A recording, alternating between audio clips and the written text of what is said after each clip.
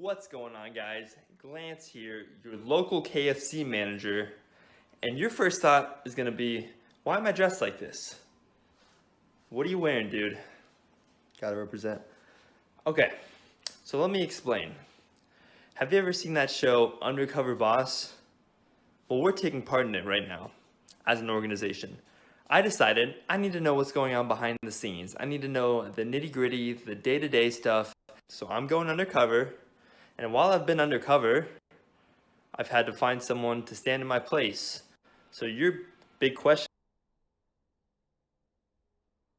now is, who's taking my place? Oh no, Dr. Connor's class. I got so caught up in what I was doing, I forgot all about it. It's gonna kill me. Oh, okay, sorry guys, I'm back from Dr. Connor's class. The most educational, informative class you can ever take. Don't ever skip it. You'll learn a lot about KFC in that class. So as I was saying, with me currently on vacation, we're currently being run by Mr., whatever you want to call him, Mr. Aziz. This man is a visionary. He's a legendary owner of Joe's Pizza. Joe's 30-minute guarantee means that as a company, they need to deliver the pizza within 30 minutes. If they don't, the pizza's free. They lose a lot of money. So don't ever break Joe's 30-minute guarantee. It's a serious thing, man. Okay, so while I've been working for him, I've been learning a lot. Oh, hold on. It's Mr. Aziz. Oh my God. Hello? What?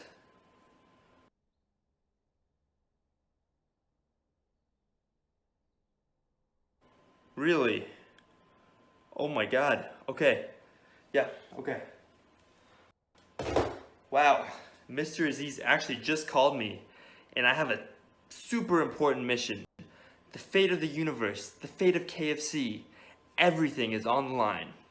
So apparently, people have been spreading fake news recently in reports of EG number 1.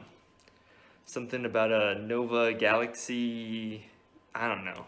I mean, from what I heard, yikes. So, it's my responsibility to uphold Joe's 30-minute guarantee, save KFC, save the world. But we don't have 30 minutes. We have 2 minutes. I can't make it there in 2 minutes. I have to go to the newsroom on the other side of the world. I have to go through everything. What am I supposed to do? I think I need help. I think I need someone to help.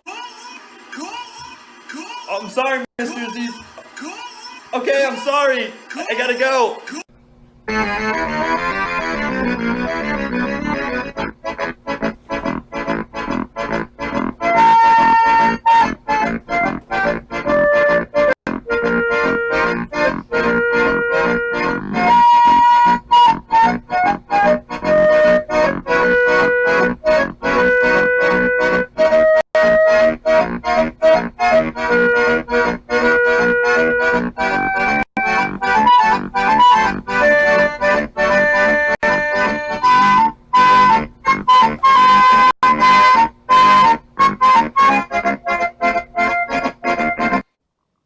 Hey guys, so unfortunately, me and my friend Spider-Man weren't able to stop the spread of fake news and save the day. He kind of griefed me, kind of ran it down, but it's okay, because one thing that we possess that no one else does is the power of friendship, and that will always prevail. As for Mr. Aziz, he did fire me because always late, man, but not to fear, because I'm still the CEO of the company, and at the end of the interview thing for the Undercover Boss, he's going to be really surprised when he finds out who it was. Anyways, we're better at making chicken anyways, no big deal.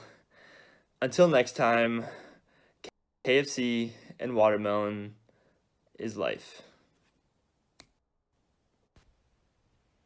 And a quick mention to a few of you teams out there that are too insecure to simply tell me, oh, you're a 7th place team. We don't see you as real practice. You're not good enough to face us. And instead, simply choose to ignore me while I'm trying to make plans with you for scrims.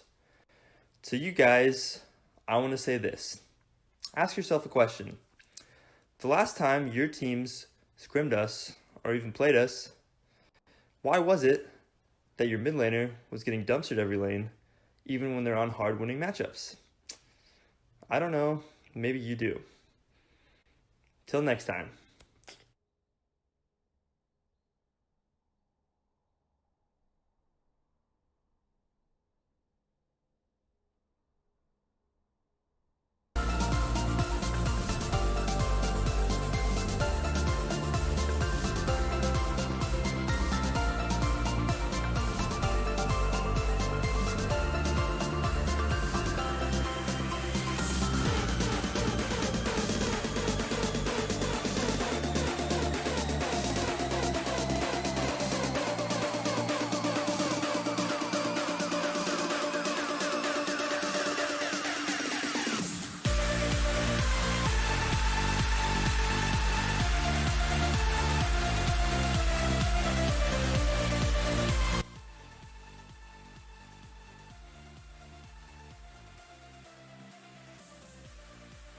And hello and welcome back to Duo Esports. This is me, Voxlo. It is the 29th of March. PAX just started this past couple of days. Borderlands 3 has been announced. It's been fantastic. Joining me is a Borderlands fanatic himself, Keeper of Memes, here to colorcast with me for this first game of the day. We have KFC, the Chicken Legends themselves, versus Pursuit Gaming. How you feeling today, Meeps? I feel pretty good. Pretty good. This is going to be an interesting game. We got KFC. I believe they're 7th place in the league. And against Pursuit Gaming, which I believe is 8th place in the league. So this is going to be a close match, I believe. We have KFC, who has a new ADC this game. You're So Cute. Interesting person, from what I've heard. If you gank him a lot, he'll love you. Especially if you're on the enemy team. I heard that he loves Nunus, makes him real excited. Janna players also gave him a great time. Lux support players, his favorite. I've heard great tales of the man, the myth, the legend himself. I will say though, that KFC legend is making me feel that finger licking good sauce that they got going on, and frankly, I'm liking this jab that I see Glance picking up and putting down in the mid lane. How you feeling about that, Neeps? Glance at the mid lane. From what I've heard from his team, coin flip. But we'll see if that coin lands on Hez this game or if it will land on the not so lucky side, Tails. I think they're coming in nice and hot. I imagine it's a double-sided coin today, but we can goddamn hope, can't we, Meeps? Yeah, Bagoon out here. Ooh, Bagoon coin flip. Ooh, old meme, good meme, solid, fantastic. All right, let's get into this, Meeps. We get loaded right into the champion selection. We can ignore the bans for a little bit. Going into this game, Meeps, which of these teams is probably the favorite to win this? Well, I got to give it to KFC this game. Like, they have all this hype, and I believe the hype is going somewhere. I believe that they will win this game. They got You're So Cute in the bot lane, new addition to the team, but a strong player in the past. So we'll see how this goes. Interesting. Yeah, I'm liking that. It also seems that Pursuit Gaming also has some subs. I believe KFC has some subs playing in this first game as well. So we have a Carson going to be playing in the support role. Normally a mid laner, but he will be playing support on the side of Pursuit Gaming, trying to fill in the spots. It's Nanners. I believe he mentioned that there was their coach and was also a sub playing jungle for Pursuit Gaming. So we got some subs all around. Yeah, Carcion, known mid laner. Also known, can play top, can play almost any role. So we'll see how he does in support. That's one lane I haven't seen him really playing too much. Looks like to go for the Thresh, yeah, so he'll ban him for the side of Pursuit Gaming. And a Lucian. Oh, an Urgot ban. I've heard tell tales of the Urgot becoming very strong right about now. I'm going to ask questions about it, but it's banned, so it doesn't really matter. However, there's an Echo ban as well, and that's pretty interesting to me. Yeah, Echo, that's a champ I haven't seen in a long time, I gotta say. Yeah, but that's all right. We're not going to see it again because, frankly, on the bench with the Lissandra as well against Glance, not wanting to see that. We do, however, have a Rek'Sai immediate lock-in for Parm Pinko on the side of KFC. Yeah, Rek'Sai, pretty good plot. She got nerfed last patch, I believe, but she's still in a decent spot. So we'll definitely see. She's still pretty decent. I'm actually expecting maybe a Sejuani pick. Sejuani picks would really help, especially against Rek'Sai. Rek'Sai can't really like kill her too easily with the invade. And it could definitely allow some good team fight potential overall. Mm-hmm. We do, however, have the Kale coming right in, and frankly, that's aggressive this early on in the draft phase. Yeah, Gale's interesting. I believe Gale's pretty good right now, past a certain point. Uh-huh. Before that certain point, she is dog. Ooh, but we do have a Nico as well. This is looking to be pretty interesting team composition that Pursuit Gaming is coming to bring up right now. I'm gonna say it right now. This is my guess. Nico support. Eco support. I could see it. I don't really like it, but I could see it. It gives you got that nice CC if you line up a couple of the minions and you E them and you get that like 3-second stun or snare. It's pretty nice. A good combination with Nico is Misfortune because you weaken that minion. Misfortune gets a Q off, has a oppressive lane. It's fun lane, not the best lane, but it's a fun lane. So yeah. Mm-hmm. I do. These team comps are pretty interesting so far. We have the Rek'Sai, we have the Braum, we have Cassiopeia. We have a Dodge. Thank you. I don't know what happened there from Zero Gravity, or it looks like the jungler of PG seems to have dropped out. So I don't know really what's happening. But as I was mentioning, the team compositions were looking pretty interesting so far. We had the Kale and the Nico locked in for Pursuit Gaming. A lot of AP, a lot of attack speed orienting. A team comp as well.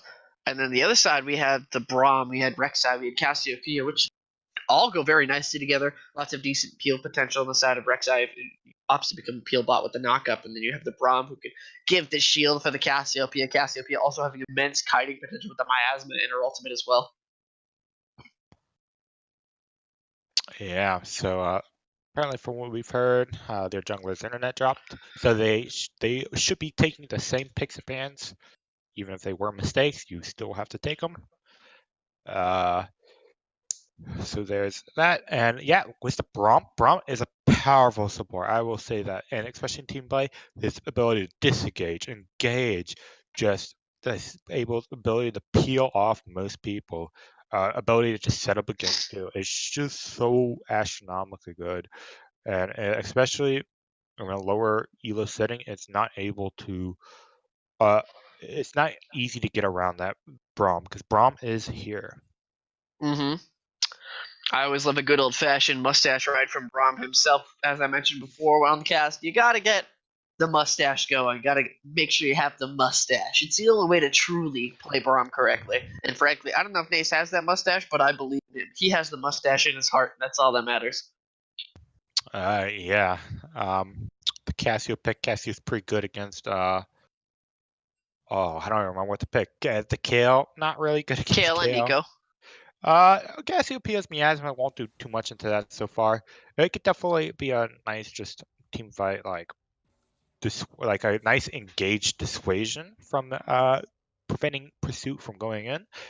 It scales really nicely. She's a little immobile early, so if Pursuit Gaming can abuse that, they can easily definitely set this Cassiopeia behind. Mm-hmm. And with how mana hungry Cassiopeia is, also that could be a problem if Cassiopeia does not manage her mana. Mm-hmm. I do believe in Glance's Cassiopeia. I've seen it before. I've seen it time and again. Frankly, I believe we can show the Snake Lady how it's done. And I'm looking forward to see what he'll do today. So far, we don't see too much. So far, we haven't seen too much of what Pursuit Gaming Blah, blah, blah. If I can speak, words are hard. Pursuit Gaming. We haven't seen a lot of what they're providing or what they're showing just yet. We do see the Kale. We do see the Nico. It seems that the Nico was an accident, but due to the way that the draft phase played out, they're opting to continue playing it, as it will just be continued. We'll play it again, so there will be that. So I don't know what the plan is there, but they're gonna make it work. Yeah. They could definitely make it the Nico mid work. Go double AP, Kale top, Nico mid, or the Nico support. But then they'll need like a. No, they didn't make that Nico mid, or they're gonna be. Yeah, it looks like it's gonna be Nico mid, Morgana support. Lots of AP showing so far. Yeah, I don't know how I like this team foot so far. Instead of Morgana support, I would have opted for a more tankier support with engaged. Maybe like Alistar would have been not bad here. I like that a lot. And Alistar could be really nice peel against Rek'Sai. When Rek'Sai R's onto that enemy ADC, Alistar says, I am here, and Qs him and Ws him, or just Qs and kills him, which would have been a lot better. The pulverize would have been very nice into the Rek'Sai. Also, if able to get on top of the Cassiopeia would have been delightful. Would have just been like rolling over the place, being the cow that he wanted to be, able to get on top of the Cassiopeia if they opted for it. However, they have the Nico here. Sejuani will be banned as it hasn't been picked yet. Yeah, Sejuani.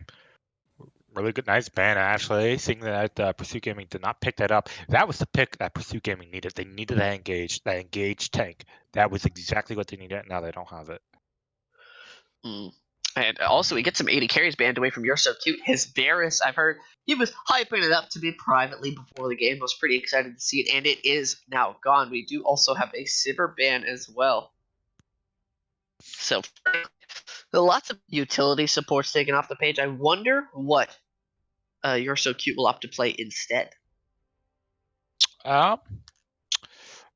He's known for his Kai'Sa. He could pick up the Kai'Sa. They have a decent amount of AD. They would have to choose an AD top, though, to definitely balance out. He could pick up the Lucian's man. I don't remember what Vo plays, so maybe we'll see the Graves 80 carry. Who knows? Ooh, that would be spicy. I don't like it whatsoever, but it would be spicy.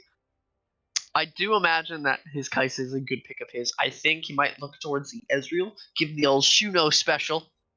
If he opts to go for that, I feel like it's safe. It's nice. The Ornn is going to be picked for Ryzen in the top lane, so you have more front line, more peel, more just damage and lane control and lane priority. I want to see what You're So Cute is going to opt for here into the likes of Morgana, and you don't even know what your 80 carry. Of course, it could be a Nico 80 carry. We're not sure just yet. Yeah. I don't know what the Ezreal. Ezreal's not terrible, but he just did get nerfed with the tier nerf.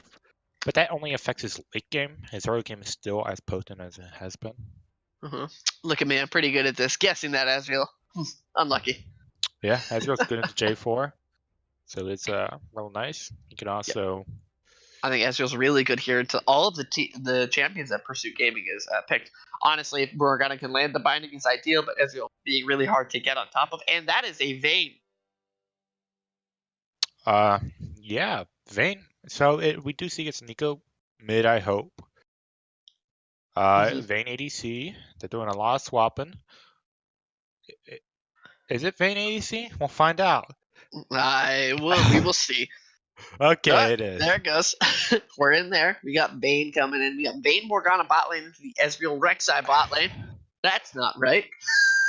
I don't know how I feel about Vayne Morgana bot lane. As a Morgana player, I feel like it's I want to make plays. I really just want to make plays. I'm not about thriving lane. I like making plays. So with a Vayne, I'm like, well, I can't make plays now. I just gotta stand back and do stuff. Looks like Morgana might be opting for the TP instead of Ignite, which is I guess gonna allow her to roam around the map a little bit more. Yeah, I don't know about that one. That might have been a mistake. Oh, no, it did get changed. I did see it right at the end. It did change in Champion Select. Nico opted for Exhaust in mid lane and Ignite on the Morgana, which is honestly what I was hoping to see. I do have to mention, though, I think the Morgana Vayne lane does have potential with good gank setup from the side of J4 is able to land bindings if they're able to land the bindings specifically onto the Ezreal or maybe even the Braum. Braum's too far forward. This could be very good for them, and it can also get Vayne into a decent position. Vayne doing well to dodge the Qs of both the Braum and the Ezreal here with a good tumble if Sparky's able to play it well. So I'm looking forward to seeing how that'll be done. Yeah. So we look at all these lanes. We had the Ornn versus Kale match up top. If that Kale steps up early, Ornn's going to clap her, and he's going to clap her hard because Ornn does a lot of damage right now, especially if he hits that W brittle passive proc. Oh boy. Yeah, just give him the old goat, show him how it's done. Just give him the goodbye, Kale. Honestly, I'm looking forward to seeing how it's going to be done. I really want to talk about these jungles, the jungle pathing that we have here. Rek'Sai, I really wanted to get level 3 before really becoming active on the map. Really is going to probably look to clear her red side as fast as possible to get to level 3, and then J4 could opt for easily, like an invade, a level 2 gank very easily into the top side of the map, probably opting more likely for a red side starting into the top and mid lane if he's able to go for a level 2 gank, or maybe just scale and get into a level 3 as well. Maybe look to play around a counter gank around Rek'Sai if he's able to get that going properly. Yeah. Rek'Sai J4 matchup. I actually really want to see this. What I want to see J4 do is just that early pressure when Rek'Sai is waiting to get his level 3. He can't his level 3. He really needs that level 3 before he can really do too much around the map. He could do stuff, but not as well as J4's level 2. J4's level 2 is so potent, especially with that 10% damage. The crap. I don't know if that applies to champions. I believe it does. Who knows? I don't remember. I don't play it champ. But J4's just his level 2 is so potent, and that could be definitely a game changer in the game, and I really want to see that. If J4 is able to get something done this level 2 fifth, an immensely scaling composition inside of Pursuit Gaming. Neeko can do very well in the early stages of the game, same thing with J4. But you have Vayne and Kale. You just want to scale. You just want to be safe. But your wave play right now is pretty dependent on this mid lane. So I honestly think that Pinko and Glance really look to pressure out this Neeko here. Neeko being probably the only winning matchup on the side of Pursuit Gaming here. So I think they really have to be looking towards that. Yeah, mid lane's just looking to scale. Like, if that Neeko gets ahead, it's going to be detrimental, especially in a nice team fight. If that J4 can hit a really nice R, maybe trap 3 people, and Neeko just go in too, they will also be able to hit 3 people for massive damage. And at that time, Morgana can go and hit also a massive R, and Vayne's just single targeting down the most important person to kill, or the person that's closest to her, and she will shred them. And they also have the Kale. Kale will single target, destroy people too, and when they hit level like 6 or something, she gets that AoE thing that does a lot of damage. I will say we do see the Kale opting for Kleptomancy. Neeko's opted for the Dark Harvest. Vayne is opted for Press the Attack here, really looking to get a kill early laning phase and going Domination even second, which is pretty aggressive. Yeah, the Vayne going the Press the Attack instead of Fleet Footwork, I don't know if I agree with, especially into the Aether lane where she's probably going to get poked out. I guess you could do it. Yes, it is a stronger Keystone overall, but into this lane, I don't know if he's going to have to sustain the same lane unless he starts Dorn's. What's the item called? Shield. Dorn's Shield. Yes, I would definitely start Dorn's Shield this matchup, especially since you didn't go a more. You went a more aggressive route. It's going to be very hard to get those early kills with the Keystone. If you're able to get into a position to get that Press the Attack going, it will be super nice for the Vayne, but it's going to be hard, and I don't see it panning out very nicely into the legs of a Braum. Braum able to cancel out the Silver Bolts by just walking in front of it with his Eon. So honestly, it'll be hard there, especially with the Press the Attack. So would have liked to have seen the Fleet Footwork. I think it would have been a lot safer, a lot easier to scale with. Yes, but overall, yes, I agree. Then we have Morgana. Morgana will definitely be a problem for that Braum. All Morgana has to do is just step up, and Braum really can't. Braum can try to do something, but if Morgana's smart, she'll just Black Shield it and walk away. And then Braum cries because he is useless. And Braum's Shield does not stop Morgana from binding him. So, it does not. And in fact, it can make his hitbox bigger so he can eat it easier. Yes, it does. Same thing with Nami, but the bubble. Mm-hmm. It's glorious. However, sometimes the Braum, you want to eat that Nami bubble to save your AD carry because your AD carry is controlling you. Unless he's stupid and gets AD carry bubbled with him because of the bigger hitbox. That's also correct. Well, when you eat the Ias and from a Nami, it makes you the immediate center of the bubble. So anything around you, if you're too close, you can hit both of you because of it. So yes, it's weird. Looks like guess he's going for a cheeky invade. Mm-hmm. They don't have the greatest level 1 here. I expect maybe Ornn to do something with the W here if he's able to get it going, but Yeah, they are looks like pinging this brush though. Kale Ooh. could be in a They situation. are. Looks like Oh, Kale's Kale! AFK. Kale! One more Oh, hit. Kale. Yeah.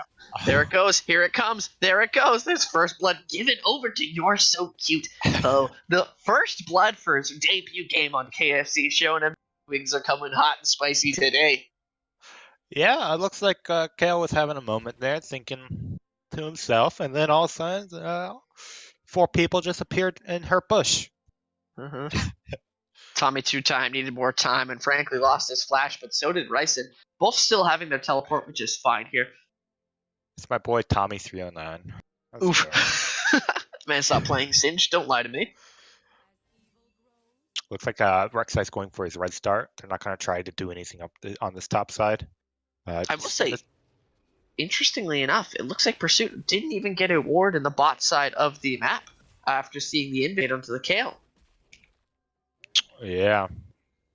Looks like J4 might be going immediately for the Scuttle Crab on the top side. So it should be even Scuttle trade from the Rek'Sai and the J4. Which is good. I don't know if it's going to be exactly ideal, because I think the J4 really wants to affect the map as soon as possible, as soon as he hits level 2. And you know that Ornn has no teleport, or no flash. So I'd have liked to seen him go in top lane, because I imagine Ornn is going to have the pressure early, or push early to get this going. Yeah, Vo getting that extra kill. Oh no, You're So Cute getting that extra kill for that longsword. It's definitely going to be able to apply more pressure on this lane, getting that poke onto the Vayne, who did take Doran's shield, so she's able to sustain a little bit better in lane. Looks like they're trying something with him. We do have that. The Witcher's Bite does miss. He does get the auto attack, though. He's going to go wide. But we do see the top lane all of a sudden. It's Anders going to try and get something going onto the Ornn. He's going to get the Q. He's going to get the W. He's going to get the Burtle. He's going to have the Aftershock will not keep him alive. I don't know what happened bot lane, but we did get a bit of an aggressive trade from the Braum as well. And that is going to be a kill over to the Kale after the whole fiasco level 1. Yeah, with Ornn busting his flash there at the very beginning, trying to greed for that kill. Trying to maybe proc that Ornn, not the Ornn, the Braum proc. Ooh, Braum going in for the W. The knockup lands. Akarshian does get binded. Rek'Sai is tanking the tower. He's going to get ignited. He's getting 3 tower shots and just die. The man is a little aggressive there and gives over a red buff early on to Akarshian here in the bot lane for his debut support. Yeah. One thing you don't want to do as a jungler, especially one before level like 12, is dive a Morgana under tower. Especially with the Q still up. Yeah, I would definitely communicate more with your team before potentially screwing your team's lane. Yeah, Vo is still ahead here, or You're So Cute, I apologize, is still ahead here. Captain Vietnam himself, I imagine that he will still be fine here. He's up 2 CS. He still has a kill. The kill went over to Akarshian, so Vayne is not ahead just yet in this lane. Yes, looks like Braum's trying to try something mid. Ooh, I don't know what he's doing here, but he is there, and that's just going to take that free tower pressure to get a beggar CS lead, get more zoning off, and just use a corrupting potion stack, get himself the mana that he wants. Yeah. Braum should have been able to differentiate between who was who because of the poison, but he was, I guess he did not pay attention to that, so he queued the wrong target. In the moment, you get a little scared. Parm Pinko, though, is going aggressively on Tommy two-time. Will miss. He does not have flash just yet. Thank you, corrected camera. Parm Pinko is still going. He may still get this going. I don't think he's going to be able to get the knock-up without a flash. Oh, he does get it. It looks like he's trying to go. Solo kill for Parm Pinko in the top lane. As we do have Sparky and Nace going a bit aggressive. Nace, I don't know what you're doing here. There's a black shield there. I think you're going to die there. There it goes. You do have the ignite. The heal is there. It's going to be a flash auto attack from Sparky to get a kill onto You're So Cute. This looks like a FF at 15 game from Vo's perspective, but we will see. I mean, from I'm So Cute, You're So Cute's perspective. He's down some CS. He's probably down gold in general. Let's see. Down about 300 gold. That's no small matter, especially this early in the game. The CS values are looking pretty low around the map in general. Total of 44 CS in the top lane right now. Yeah, honestly, super aggressive going on. Ooh, we have Parm Pinko coming in again top lane, but Tommy 2x Flash will be coming right up, and Ryson seems to have called it. Yeah. Nothing really came out of that. Looks like they're going to collapse for the Scuttle. Just get that pressure on that Scuttle so that Rek'Sai is unable to get that experience. Rek'Sai really wants it, but is afraid. J4 is missing. Nico is also missing. We'll have to be J4, but we do see that it is Nico now. We do have Morgana going for a bit of a cheeky ward there around the side of the Dragon Pit. Yes, they should have known that Morgana placed that ward there because she was the only one really missing. And she was able to, and they probably spotted the ward if they were paying attention. Yes, I believe they did. And Parmpiko getting some decent things done, but his little early game blunders not been ideal for the side of KFC, but I do think that he'll be able to come back and show us the 11 herbs and spices. Yep. Though ahead in CS now, but with Vayne having this huge wave, she'll probably definitely be quite a few ahead. She's definitely taking quite a bit of poke from Vo, from You're So Cute.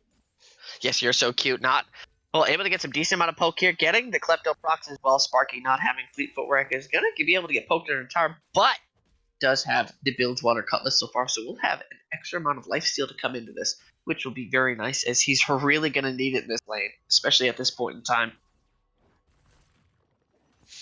Yep, looks like Kale hitting that level 6 mark is going to be a very hard thing to do, especially with that trade. Ryson is going to go super aggressive here, and I don't think he really liked that. Tommy 2x just completely outtraded him and sidestepped everything.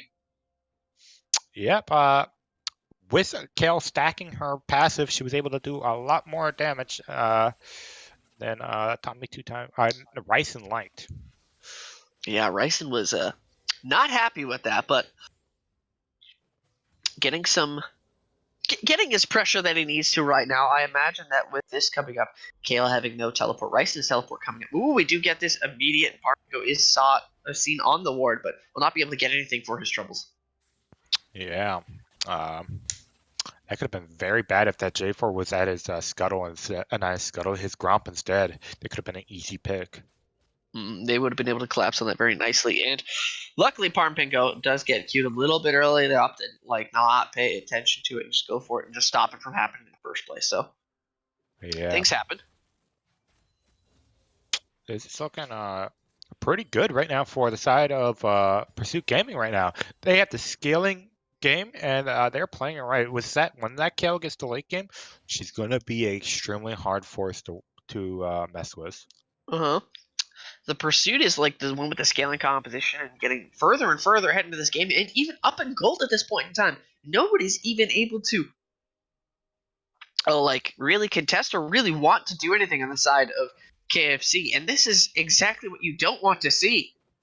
You do get a good gank there from the mid lane, but Clan's able to sidestep most of it, just flashes out from its nanners as the Cataclysm out. Yeah, it looks like there could be a little catch in this jungle, but Parmpiko is kind of playing a little bit afraid right now. Let's see him play a little bit more aggressively and try to get more plays going. yeah, this J4 hasn't really done too much around the map either, so this J4 really needs to just try to push his lead to get his team even further ahead, but is not really doing anything. As much as I would like to see J4 do that, I don't think he has to. I think the pressure is much more on KFC here, as PG is the one that's scaling it. So you see Ryson going for a great trade against Tommy 2x, but Tommy 2x is now able to trade back. Yep, advantage being a range. Slight range.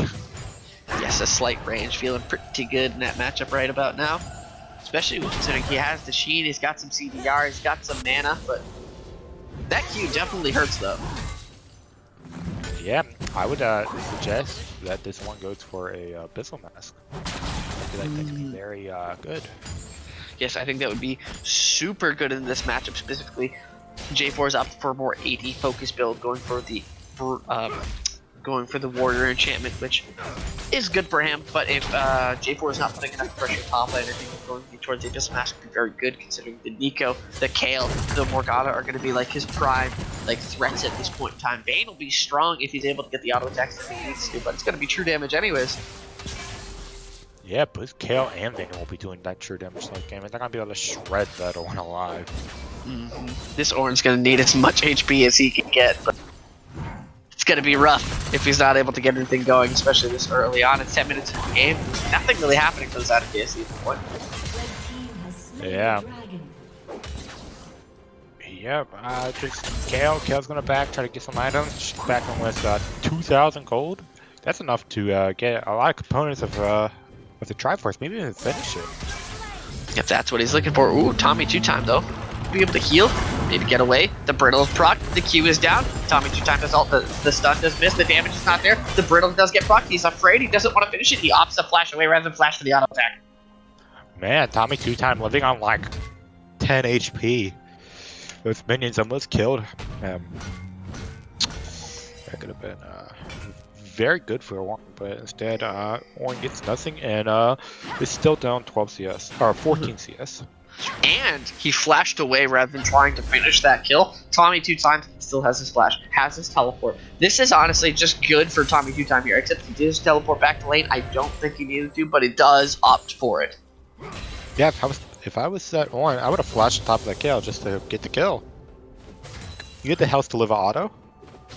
He did. It would have been close. I'll give him that, but I think he would have had it if he had gone for that auto attack, especially considering Tommy 2-time was trying to back away. Yep. Looks like you are so cute, accruing a 20 CS lead. It's gonna be up 200 gold, even though Vayne has more assists than him. So he's taking advantage of his ability to CS and running with it. And the Klepto, also giving him extra gold. Yeah, Klepto definitely helps. It definitely does, especially if the enemy team is not able to use properly. Luckily though, Bo in a decent spot here. He did die a little bit in the early game, which was very lucky for him. But he is still scaling. He's getting to where he needs to be. Getting to that mid-game point where he has to be super excited. Kale has now finished it. Yeah, just realized you're so cute. Oh.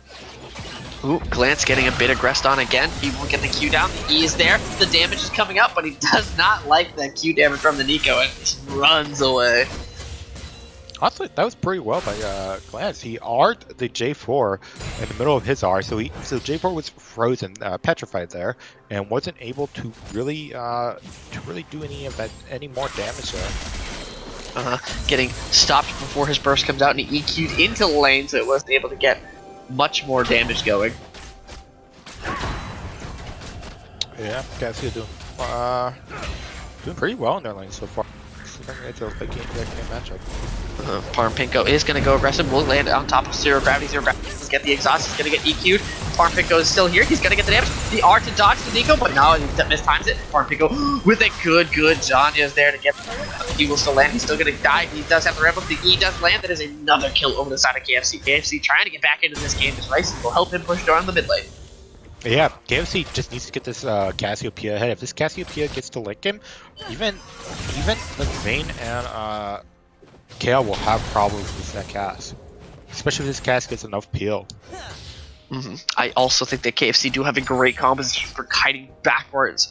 It's going to be on both teams' comps look like they have a great time kiting backwards here, but whichever team is going to have, I think KFC has an easier time forcing these fights is what I'm trying to say, rather than pursuit. As you do have a bit of aggression here in the bot lane. Good press the attack, but that's it. I think if Morgana R'd right there, they won that fight. If it's an R here, it's going to be amazing. Here it is. He's going to flash. He's going to R. I think Kakashi does not really like that too much. He's going to flash. There's all the flashes here. So cute. He's going to get that going, though. We do have Farmpinko coming out. Ryzen is trying to get away. Tommy 2-time. Not. Oh, will die actually to the damage right there. Farmpinko, though, is just getting auto attacks. He's just getting traded on. Sparky's just kiting it out. And that is another kill for the bot lane of Pursuit Gaming here. Yeah, this bot lane is actually like starting to really start to get strong. So this Vayne is going to become a problem very shortly. Ooh, there it is. Glance getting aggressive on again. We do have a double ultimate from both sides. He does get a good two-man ultimate as well. He's going to get a lot of damage here. The red buff is there. The E's are ticking. It's Nanners. It's Nanners. Is it Nanners? I don't know. I dead. He knows the cleanse. I don't know what exactly the cleanse, but I think he will still die as he goes super aggressive for that kill. Yeah, I think if Cassiopeia landed that Q, he might have been able to heal for enough to maybe do enough damage to kill. I don't know for sure, but he could definitely potentially turn that fight. But Cassiopeia is up a really nice chunk of gold against this Nico, up 400 gold. Is trying to keep KFC back in this game. Lance is trying his best. The bot lane of KFC not doing the greatest of times right now. A little bit of unlucky early blunders cause this lane to get much harder than it needs to be. But I do think I had a thought. I completely lost it. No idea where it went. Oh, I was gonna make a joke. I remember now. But it's alright now. It should be in poor taste. So there is a Karsian catching out Parmpinko in his jungle and showing him who's boss. Huh. Alright, Mapes, how do you feel about that? Yeah, I believe it because this Rek'Sai is really far behind and it's not very tanky, so Morgana can easily just destroy him. As we got to see tanking the Raptors, less than half HP, Karsian lands the binding, hits R, hits W, and goes, yeah, gives the auto attack to finish him off with Summon Aaron's Rocket. They're gonna get another dragon off this. Yep. Yeah, honestly, Pursuit Gaming, these Hawks are looking to not become the KFC. Yep, Ornn is definitely getting bullied by this Kayle right now. With Kayle being level 11, she has the ranged attacks now. And up 30 CS. Yeah, that's pretty significant. This game's looking more likely for Peachy to win. And KFC's definitely looking like they need to do something soon or they're not going to be happy. What can? Ooh, that's an awkward W in the wrong way. You have Parmpinko able to get a good regression there. He's gonna land the ultimate. Both of them are coming in, but both of them are taken by the Kayle ultimate as well, so he's gonna be able to get going the auto attacks, and he will trade a kill there, 1-for-1 in a 1v2 scenario. Tommy 2-time getting that kill there. Hold on, English is hard. Yes, it is, but in order for this. It looks like Nace is getting a bit aggressive upon the press. The attack is coming in. He increased his hitbox. He will not land the yard, but he is going to get that damage. That's Marky will be able to keep that going and getting a Q there to stop the auto attack from coming in. We'll get that going. Parmpinko is still here. Nico's coming in as well. The flash to get out of the Cataclysm, and that is going to be that. Lance is still trying to make something happen here. The Q does miss. Tommy 2-time does have teleport. He does have 2 seconds left on his respawn timer. We do have an early Seraph there from Lance. I feel like that was a bit of a mistake in trying to push in the lane. Yeah, that the bot lane play with looks like Horn CCs. But has immediately reconnected. But yeah, so it's bot lane. Ezreal and Braum are playing a little bit too aggressive at this point. They just need to back off. This Vayne and Morgana are too aggressive. Morgana, I don't know what she's building. Looks like she's going for the Zhonya's now, but with that what's it called? That Aether Wisp. Aether Wisp, that's what it's called. With that Aether Wisp, might be going for the Twin Shadow, but also finishes the Zhonya's.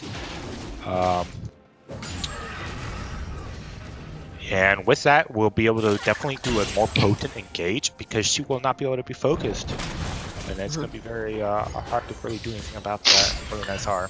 I will say the Braum opted for an early Glacial Shroud here in this lane rather than going for something along the lines of the Kindle Gem, and is honestly paying for it. Only rushing that armor into the likes of the Morgana lane is pretty greedy, and you're definitely paying for it. Yeah. Yeah, it is pretty greedy. You really needed that magic resist or the pure HP. Just the health, the pure HP. Yeah, you're right. That's how. Yeah, you can go the Kindle Gem, I think, would have been the ideal item for this buy. We do, however, have an engage here. We have a flash R from Nace. Ornn ultimate goes wide. All the board got in there. Lance is going in. He's getting damage on top of the time. Will probably fall. This is a 1-for-1 trade right now. 1-for-2. Ooh, excuse me. You're so cute getting that going. Lance will pay for it. His sins. He goes a bit aggressively. You're so cute trying to get something going on. He misses all of his skill shots, and that is it. You just have Ryzen. Ryzen is all by himself. He will E into the wall, and that is going to be that. That is an ace for the side of Pursuit Gaming. Yeah. I wonder if Pursuit Gaming could have done Baron there. They had the Vayne to shred it. Vayne's pretty strong. She has her Bork, so she is able to shred it pretty nicely. They had the J4. J4 had the red buff, so he was able to heal slightly, if not a lot. And the Morgana there. Morgana's able to constantly put down our W onto Baron because of the W refresh from passive. So with that, they could have honestly probably done the Baron. Yeah, I think they could have. I think it was a bit sketchy because it looks like J4's off Armor Tread, so it doesn't have any armor to his name. So maybe not feeling too confident in it. You do have the Vayne. The Vayne is in a decent spot right now. Like almost 3 attack speed items is feeling really nice right about now. So maybe just not confident. Nobody was really good about it. I think getting the tower there was safe and a decent call at the very least. Ooh, Glance accidentally auto-attacking the Baron. That's not what you want there, silly. And nobody sees that ward. Oh no. Yeah. Alright, Meeps. I What? lost my thought. That's our. What does KFC do to get back into this game? Get back into the fast food game. What do they do here? It's almost a 5k gold deficit. They just need to. They can't wait too long. They wait too long, they get outscaled.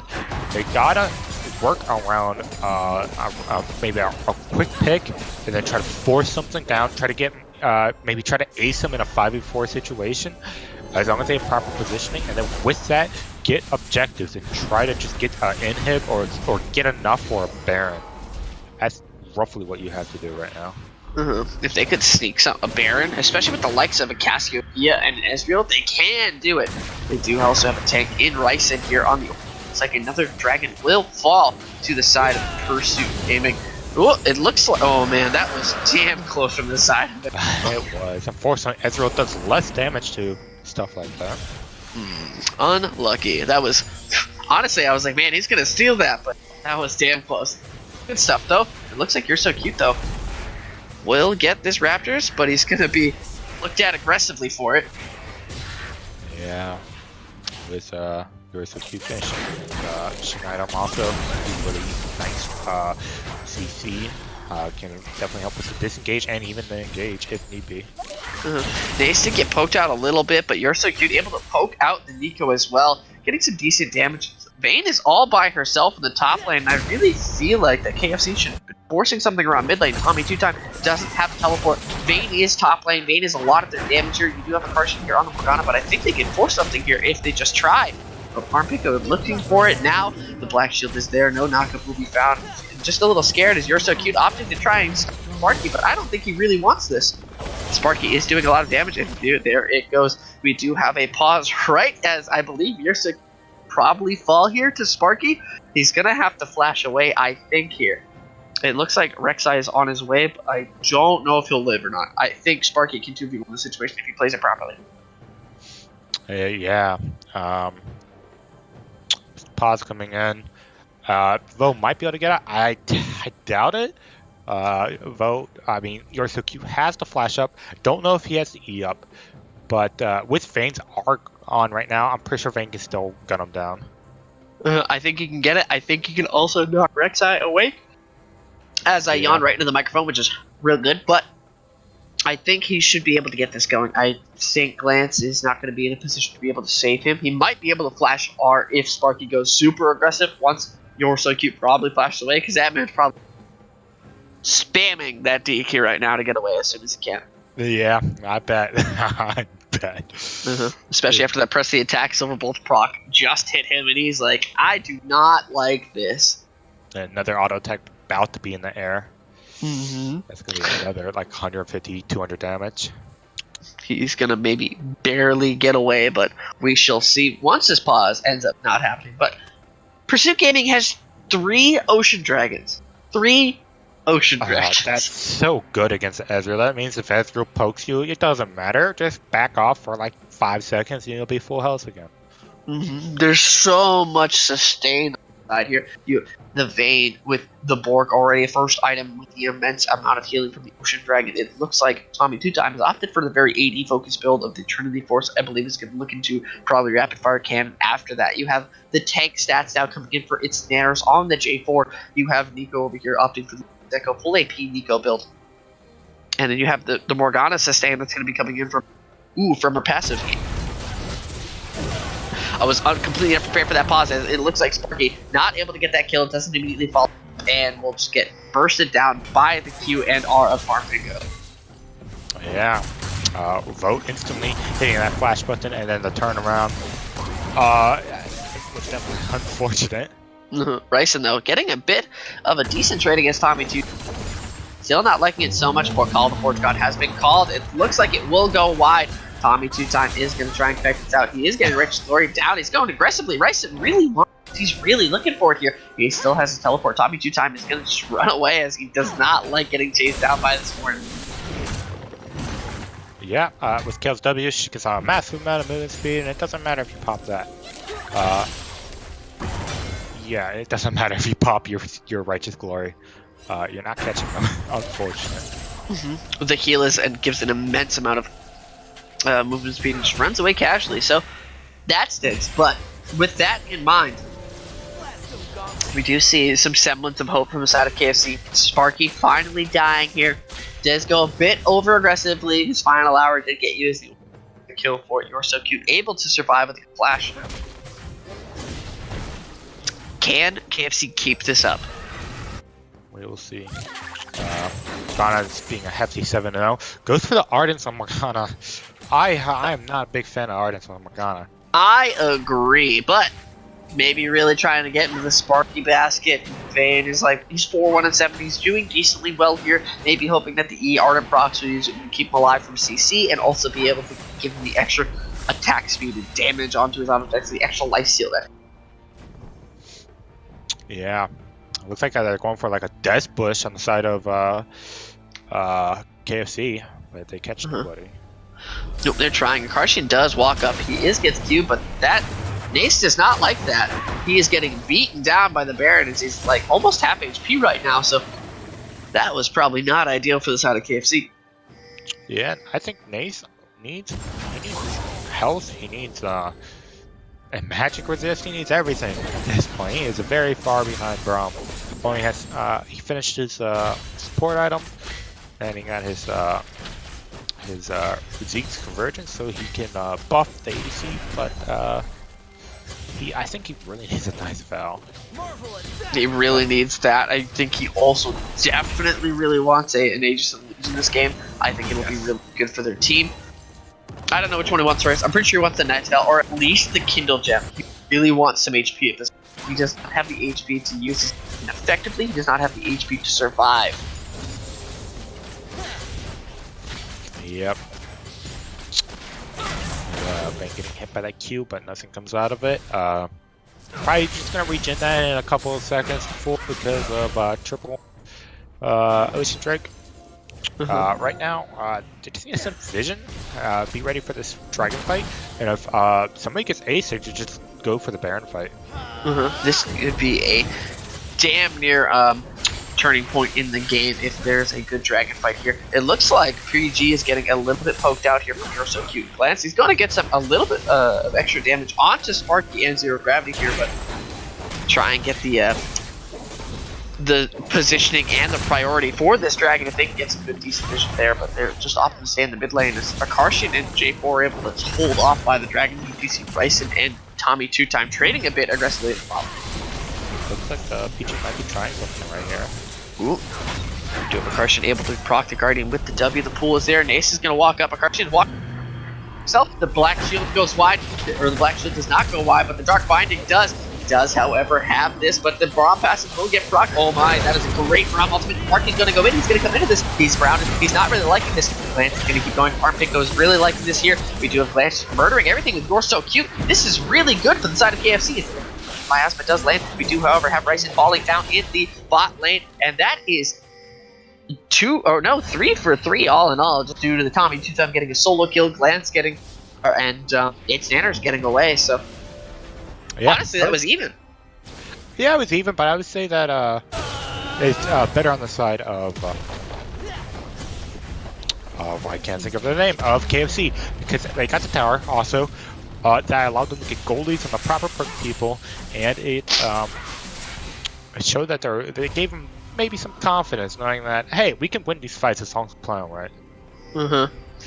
Yeah, Akarshian seemed to try and force something a bit over aggressively, and does get immediately skill shots, and because of that, he's all by himself. He dies. They then try to get an engage going on to Nace there, the support who gets it a great ultimate, the Glacial Path, knocking J4 out of his EQ, also forcing Sparky to walk across and try and get onto Glance. So Yeah. good stuff there. It's like they're getting some Baron vision. This next Baron could mean the game for either team. Yes, honestly.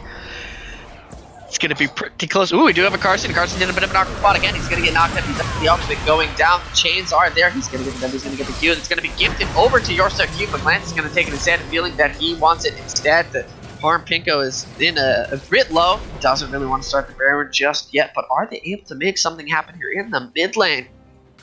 Yeah, I'm actually pretty glad that they didn't start that Baron, because they would have actually just given up the game. That was not good, because they wasted a good amount of... They actually didn't waste any R's. I could have sworn I saw the cast R. Nope, they just were able to wait it out, but Parm Pinko was super low, so it's not like able to do too much after the fact. He gets collapsed upon. It's Thanos able to get a good EQ in, able to kill him out, probably be able to smite him out there, considering he had a higher level. Also Zero Gravity able to come in with the the doppelganger, or what is the word, shapeshifting, would have been immensely good for them. Yeah, PG having all these dragons under their control is pretty helpful, especially when the game continues to progress. Woo! This Baron is going to be extremely important. Kale has bought an Infinity Edge. She has 2 crit items. Interesting. I believe that's actually pretty good on Gale. I just don't play that gem, and I don't see that gem. Right, fair. I don't know enough about New Kale to understand if that is good or not. I don't think it's ideal. I think she would prefer something to help her survive and stay alive and outlast fights. But I do see the extra damage and coming in feeling pretty nice on the likes of the crits that she's able to get with her AoE crits on E. So Yeah. This next Baron is going to be, I keep talking about it, but it is going to be the game changer right now. Right now, what KFC need to do is just hopefully poke them out, even though they have the three ocean dragons, but also Akarsian keeps getting picked out. Maybe they could get another pick on him because he's going for those overly aggressive wards. If he's able to get some decent wards as well, it would be nice. But they can. Ooh, you're so cute. Able to get a decent Klepto ward. Gonna probably get this pink here. Oh, a good Dark Binding. We do have Bryson. He's going for it. The ultimate of the Ezreal does come out. The ultimate call of the Forge God comes in. It lands on 2. He's gonna keep that going. Brittle on everybody, but I don't think he's gonna be able to do it. And Nace is gonna walk in. He's gonna have the E going. It's looking like Farm Pico, Bryson, and Nace are all dead. You're so cute. He's trying to kite this out. Lance is going right in the middle of the team. Farm Pico is here as well. Sparky's gonna keep kiting this out, but they're all so low. I don't know what's gonna happen. Zero Gravity and Nid Sanders are super low. You're so cute. Is gonna try and keep this going. It's looking right now. It's 3, 2, 2. Oh, Nid Sanders is trying to make it happen. I don't think that was a very good idea. The board back to just get used, and Zero Gravity is trying to get something going, but that's gonna be 4 for 4, all in all. And honestly, favored to KFC again as they get the slight push lead. Yeah, they might be able to get some damage on this tower, maybe get something done, but this game is kind of getting problematic. But for the side of KFC, the way they win this now, and they're starting to notice it, they just need to get a nice team fight, because if you're CC'd, you're not able to kill other people, usually. So once they hit that 1 CC, if Morgana does not black shield somebody, then, and Ornn hits that really nice R on one of their carries, then KFC knows that they win that fight. But it really revolves around that Ornn at this point. How the Ornn can place the Call of the Forge God is going to be integral to the way that they win this game. It's looking still favorable for the side of Pursuit Gaming. It's not been going too great the last couple of fights. You're still being able to fight this, playing very nicely. Glance able to be like this absolute monster, pumping out DPS, but it goes a bit aggressively into these fights, trying to get things happen and certain people to die. Yeah. Yeah, I agree. Yeah, it's hard right now. They all do have a dragon coming here. It is going to be the last before the Elder Dragon, which I believe Pursuit would really, really like. Get all 5 dragons, feel super excited. Be like, Ornn, you have the goat, but we have all these rings, man. Yeah, This Kale's at level 17. She has her big damage mark, power spike. So she's going to be very problematic in these fights. And, then you get And rid of another. Oh, Sparky! Whew! The WQ, that guy doesn't even have AP in it. Yikes. Yeah. A yikes amount of damage indeed. We do have Ryson able to push in the bot lane. He does have his teleport. They do have some decent wards he can TP to if they do not fit this one specific. Oh, he's going to go for a TP right here. That is really aggressive. It looks like they started the Baron, but oh no, there is a pause right coming in. This is a really good spot here. Ryson's able to get a really good call. The Forge God coming in. Yeah. This is looks like This is a tense pause, Meeps. yeah. Looks like Vo DC'd, or yours so cute DC'd right before this fight. If they did not pause there, they lost this, and they needed to pause here. Yeah, that would have been. Whew. That's Definitely just- would have needed him to be there. Yeah, luckily they noticed in time, because if they didn't notice, if he fully DC'd, it could have been very problematic. Like, wait, where'd our ADC go? The fight just started. Where is he? Yeah. Oh no, he's walking to base slowly. Oh no, he's DC'd. Oh no. That would have been super sad. However, we do have this coming in. It's looking like a little bit of a pause time, a little bit of relax. Right now, Pursuit Gaming is taking Baron. They just were hitting it. It looks like Sparky and Tommy Two Time did take some damage from it. I think they're going to kite this. Probably stop the tanking of the Baron, but if Ryson simply just immediately uses ultimate here, he could get this going with a great call to Forge God as they're going to be walking away down this very narrow. Yeah. And also, with this bot lane, look at this bot lane. It's pushing in right now. That could be some nice damage on that tower if they prolong this fight long enough. And it could definitely come into advantage later in the game. I really, really want to see how this fight is going to play out. I'm super excited, waiting for this pause to end. It did get a little bit of some R's, but I haven't seen him do anything just yet. We do have the M pause coming in right now. Do we see Ryson immediately hit this R? He hasn't hit it just yet. I really, really want to see it, but he's not going to do it. Clear vision, and frankly, I'm sad. If this Braum could hit a Q on this Morgana and try to bust his spell shot, the next fight could be very nice. Yes, absolutely. We do, however, have the pinks in the Baron Pit. Arshan just going to try and get the fish out here. I really, really just want to see Ryson go for that R. Just get what he can going. We do have a Arshan and the Nico both posing as the Morgana. Trying to do what they can do. Ooh, we do get some more vision games. Nace in a bit of an awkward spot, but nothing really will come of it. It looks like just Pursuit is just heavily sitting around this Baron, despite the fact that there's a massive bot wave hitting your tower. They do see them though with this Scrying Orb. Akarshan will get a little bit of poked out and get the heal coming in from the KLW. They're going to try and get these wards out as well. Akarshan's getting a little poke here. The W will go down. I just want something. Hit a trigger. Hit a button. Please, someone. I'm sad. Yeah. Yep, he is on this top, get that top tower, while Karsian defends mid. Oh, nothing just yet. I'm just saying, this whole fiasco.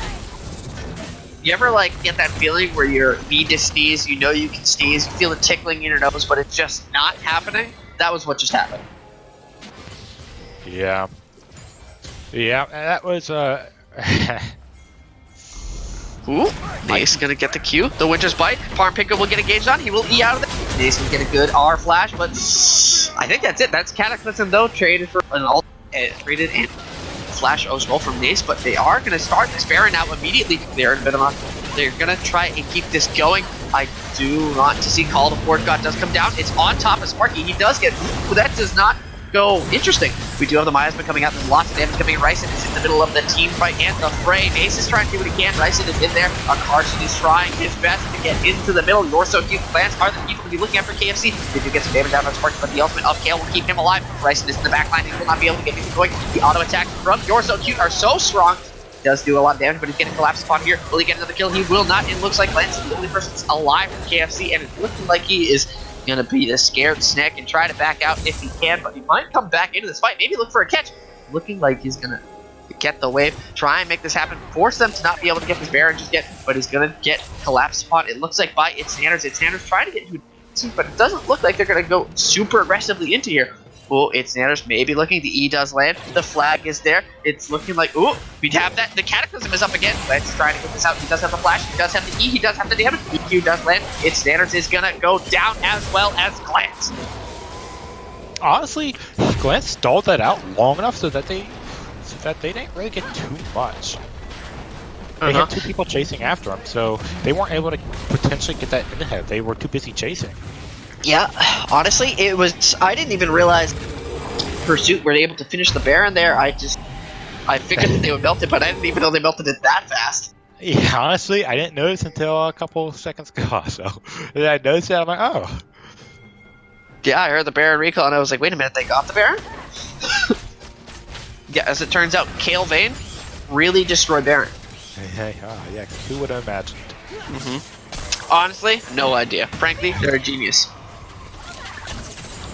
Look, though, we have another Cloud Dragon. Yeah. I hope they don't try to fight for this. Ooh, but we are going to almost from KFC to get that steal. Decent amount of damage there from YoroSoCute, but game's looking a little rough at this point from the side of KFC. They don't have Baron. They don't have any dragons. They don't have the Elder Dragon's going to be spawning in a bit, and I don't think that they'll be able to contest that fight either unless they get a really, really pivotal Call of the Forge God from Morning. Yeah. This is going to be very interesting how... So in order for KFC to come back, they have to get the catch and then something else. Right now, they can't do much. The Baron. Baron's going to cause a lot of troubles. They just need to try to wave clear. I do think they have a decent time wave clearing here with the likes of the Ezreal, the Cassiopeia. They have a safe, long-ranged wave clear, albeit they're going to take a Baron buff minions, but it's going to be hard for them to be dove as well as also for them to be to die, because they will have immense long range here. Yeah. Yeah, it's getting to that point. Yeah. 40 minutes in, 9 kills down, 7k gold. Oh, 7.5k gold down from the side of KFC. What do you do? It's hard. Yeah, you just gotta get a catch. That's about it. If you catch up this Vayne, for some reason, the fight's gonna go astronomically in your favor. Or catching up to Kayle and forcing an early ultimate. Yeah, that or just busting a ult from somebody. If you bust Neeko's ult somehow, that's also a huge part of their team fight. Yes, it is. Akarshian, the same level as Farmpink on the enemy team. He's doing quite well this game on the, even though he did opt for the Ardent Sense of Redemption build. Bryson, though, is not liking this Kayle matchup. Yeah. Damn. Whoop, it looks like the Baron is now over, so the Baron enhanced minions are no longer a thing, and they're gonna very easily clear these waves now from the side of KFC. Yeah. Pursuit Gaming did not get much from that Baron. They got a tower, I believe, maybe 2 towers. I don't exactly recall, but 2 towers for a Baron, especially this late in the game, especially with that goal lead, that's not it's not a lot.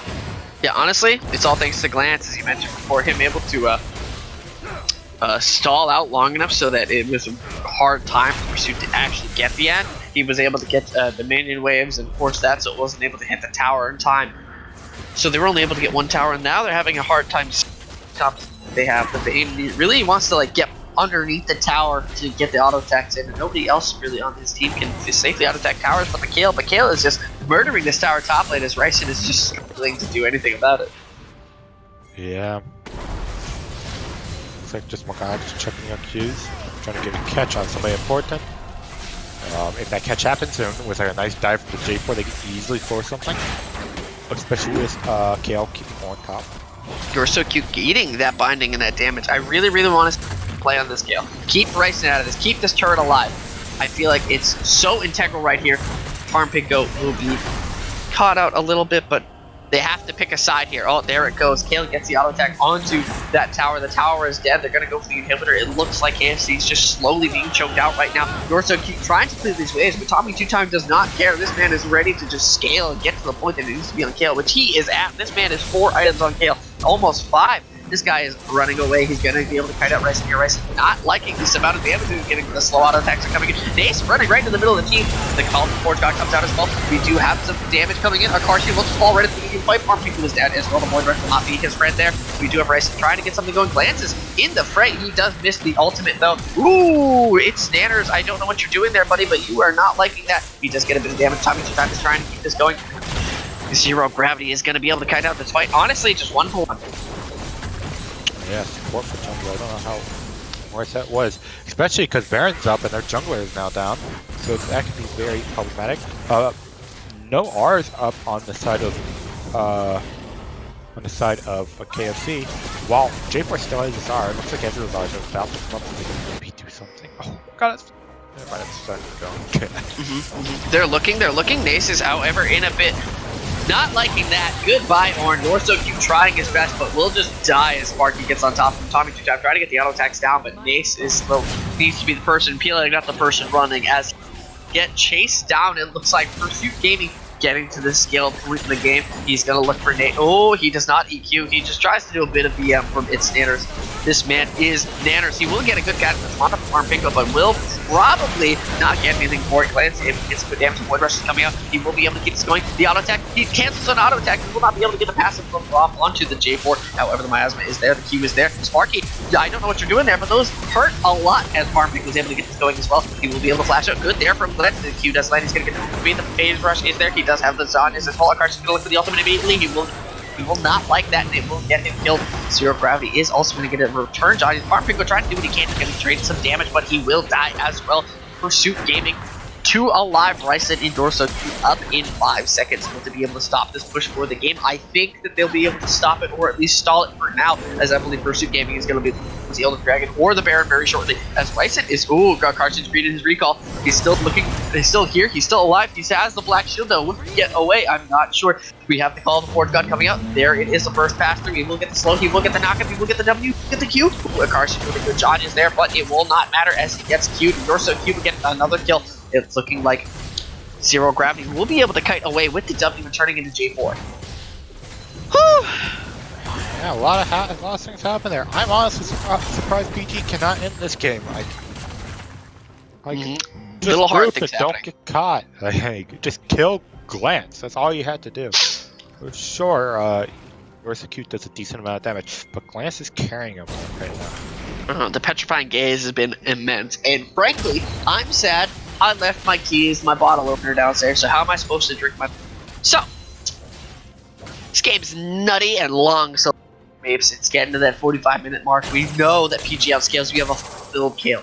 You have a full build Vayne. You have a full build, pretty much full build Morgana, as it looks like KFC is now starting the Baron. Yeah, they might be able to melt it. Oh, I don't... It's gonna be so close. Okay, they got it. They need to back off. They do get the Baron, which is really good here from the side. But it looks like he does have the E. As Nace is trying to make a fight here. I don't like that at all. Does ultimate get away. The Glacial Path will probably keep them alive. Oh, this game just doesn't end. It does not, Apes. Don't you love it? Oh man. They just. However, yeah, game's hard right now. We do, however, have Pursuit Gaming with the Elder Dragon. They do have the burn damage coming in. Akarshi trying to zone with those dark bindings. We do, however, have the Baron, which should be able to stall this end. Pursuit Gaming inhibitors down. I don't know what KFC will be able to do right now. Just trying to look to poke, get things going. The increased range on the cannon minions will be able to keep them at bay for a little bit. Pursuit Gaming, though, trying to use this Baron, or trying to use Elder Dragon. Damage down. Auto attacks there from Sparky, but whew, that tower gets a little bit chunked from 2 auto attacks. Yeah. When this bomb tower comes back up, I believe that KFC should try to force something, because at this point they're just getting just constantly pushed into their base, and they have the Barons and they have that extra damage. Yeah, the Elder Dragon. Oh, the Elder Dragon buff is almost down. It's gonna look very, very aggressively. If they could wait for that, I think for something force something on the side of KFC. Yeah, I forgot KFC got the Elder, not KFC, but Pursuit Gaming got the Elder. So if they just stall that out long enough, then in defense. We do, however, have it. I don't know exactly how much longer it is. You do have about 15, 20 seconds on it. It's looking like Pursuit Gaming is going to back up. Oh, we do have a Carson getting a bit poked out and chunked, but I don't think it'll matter too much. Pursuit Gaming realizing that there's an opening through the bot side of the map, trying to get this bot side tower here, as KFC has to answer the minions in the bot side, or in their base. But it's looking like Pursuit Gaming taking the tower with it. Who needs minions, but take it with my face and just take a lot of damage. But Yeah. this is a really good time for Ryzen to engage. He's able to get a good ultimate. He does get the E down, but it doesn't get any sort of damage. He is rooted. He will just die. The Call of Horde Goblin get basically nothing. I wanted to see him use that a little bit earlier, and Sparky just getting poked out and chunked by a W auto attack from the You're So Cute. This is a lots of damage coming in out of KFC. Can they make this happen? Low, I really want to. Oh, there goes Sparky's down. This is good for You're So Cute. This is fantastic. Can KFC make this happen? They're struggling right now. Pursuit Gaming showing that they can end this game if they can get this going. The Q does miss. Are they able to keep this going without their AD carry? I'm not sure. Yep. This is looking like it's gonna be even.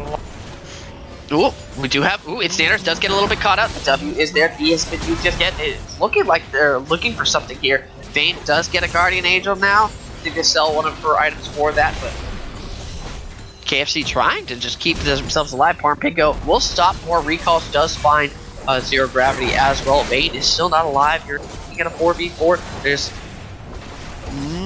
I really want to see them try something here. Something that was just made out to me. Oh man, look at Kale's build.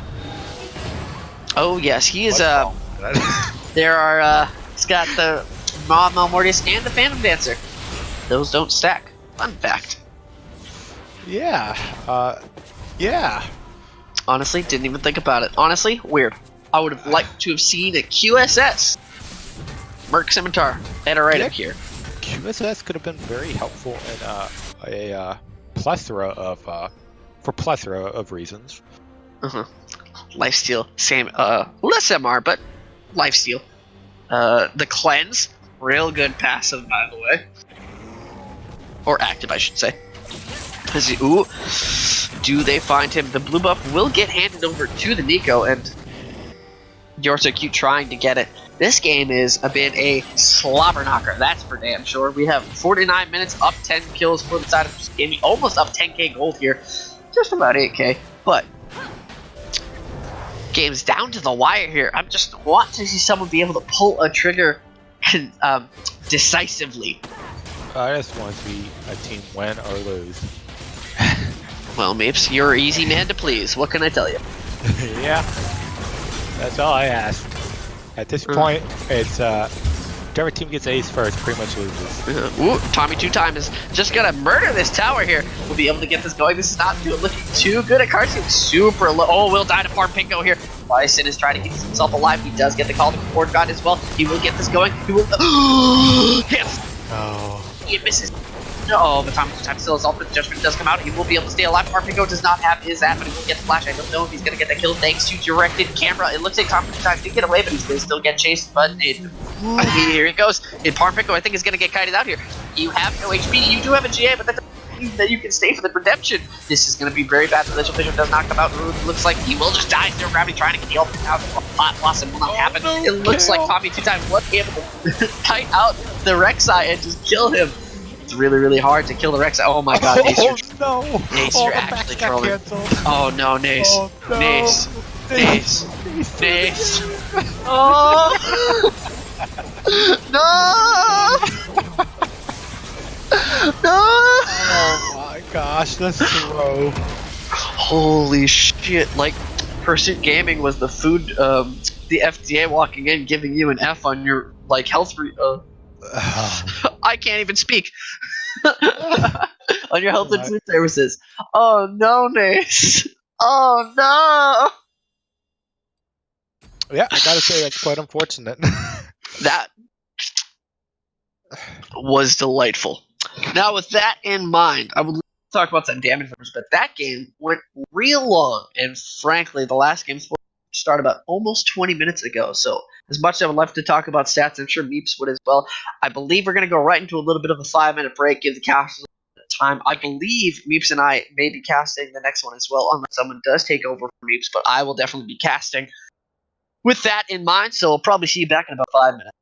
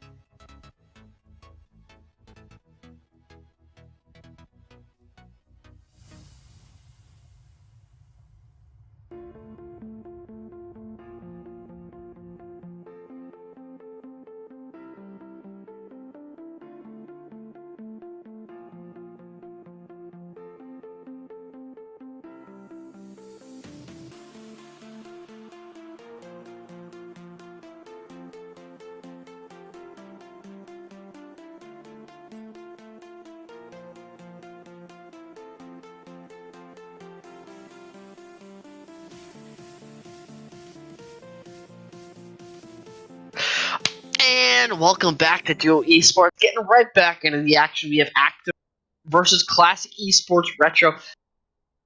Honestly, this game would be pretty intense. I'm pretty looking forward to how it's going to be panning out. Meeps and I getting real up into the words and talking today. Meeps, how you feeling after that first game? Up, throat's a little dry, but with some lubricant, it's all good now. This game should be pretty. Hopefully, it's quicker. Should be. We have CR. I don't know what rank they are, like fifth, sixth, something somewhere around there. And then we have Active Rush, undisputed number 1 team. It's like a 10 and like 1 record or something of that matter. So Yeah, I'm seeing this game being pretty one-sided so far. Active Rush has done good so far. I'm looking to see how this game does pan out, though. So, Yeah. with this in mind, you think that's going to be like a one-sided game? Be like Active Rush just stomping it out? I honestly, I haven't watched too many Active Rush games. I don't know how they work, but based on their record, I say that they must work pretty well together. With that being said, Rutledge Mid, I've heard it's decent. I haven't seen it personally, so I don't know how good he is. From my experience, he was a good top laner back in Season 3 of Duo. That's all I know. Gimpy, known Vi Jungle, also known Sejuani the Missar jungler. And it's Zach jungler. He's good at those engaged junglers. And he's probably going to be looking to play engaged. He's also known for his Ivern. I've seen that recently, and it worked. And that's really all I know about Active Rush. I don't know too much about the bot lane synergy. Yeah, I don't know much about their top laner either. But then on the side of CER, would you like to say something, Voss? For CER, I think that the jungler has been done fantastic for the team. I think that he's been a good showing. He's able to just provide them a really game access into these games and try to keep them afloat in the games that they do well in. Silver Rookie has been okay so far on this side of the mid lane. I did not like his LeBlanc. I'll mention that again. Johnny has done pretty much just moderately okay. I haven't seen him do anything super big. They did have SCOM on C, which is like a big thing for them when they were starting to win games. Again, they had a really good AD carry, and the jungler was very good at facilitating that and being the person to enable the AD carry. Currently, we haven't seen too much from that since SCOM had his unfortunate joining of the Nazi youth camp. So, with that in mind, I don't know too much about this current roster that we're dealing with. Oh, we are having a break. And I'll get back to you in about 5 minutes.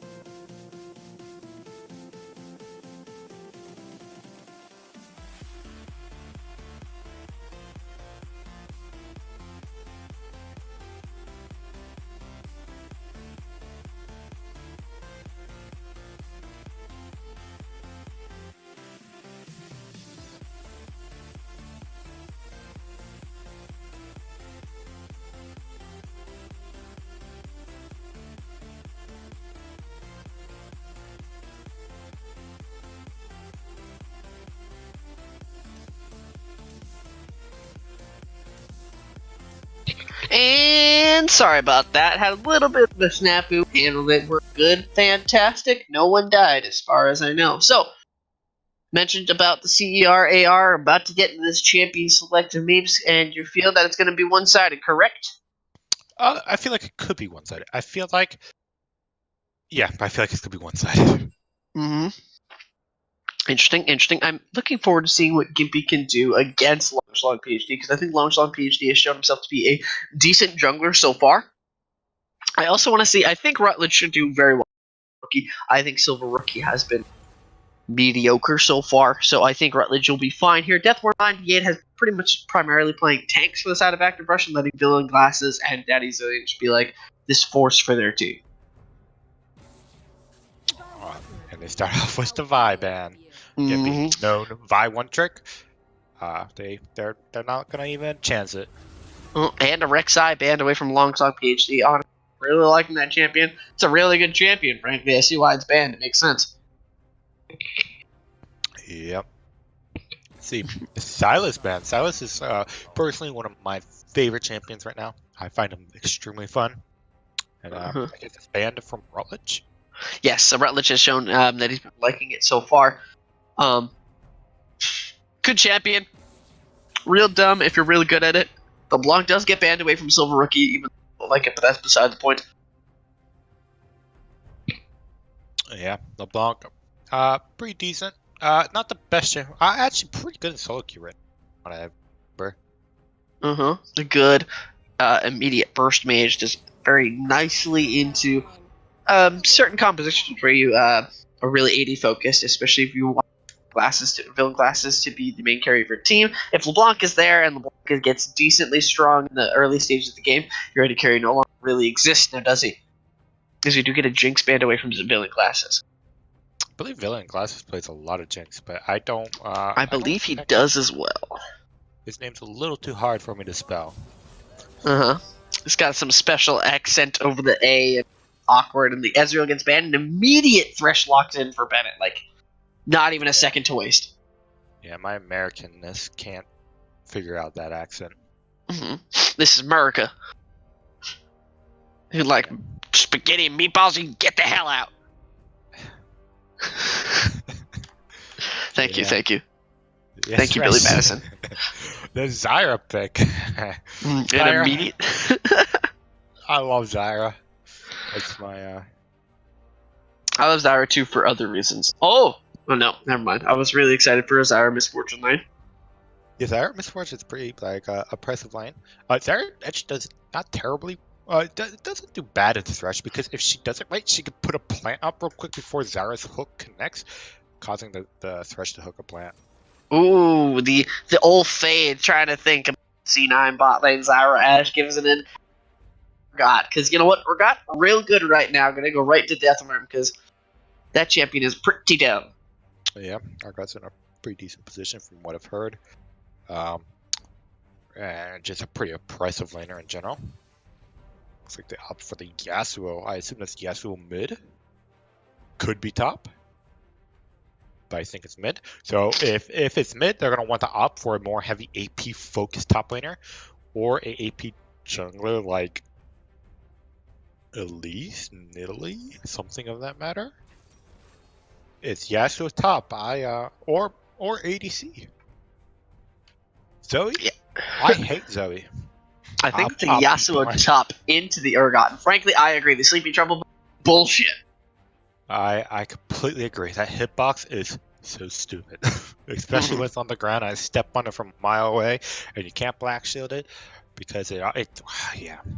I can actually just the frustration. You're just like, and then this. I don't want to talk about it anymore. Already sad. We have a Vayne. Zyra Vayne lane. I actually do like this just matchup, because Zyra allows you to have that early game pressure and just lets Vayne sort of just get ahead and just do stuff. And if that Zyra lands a really nice route next to a wall, Vayne can just tumble forward and E into the wall, and that dude might die to plants and Vayne autos.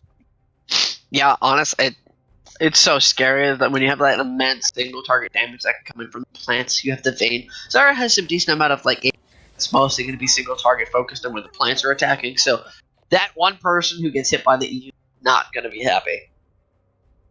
Yes, indeed. Did I just hear a Corky ban? I did. That was a Corky ban.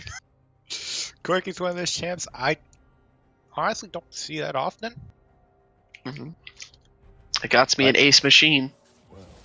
But I honestly enjoy the champ. I like my one auto doing 1,000 damage. Ooh, same. I like it when you hit the auto, and while your auto's mid-air, you hit R.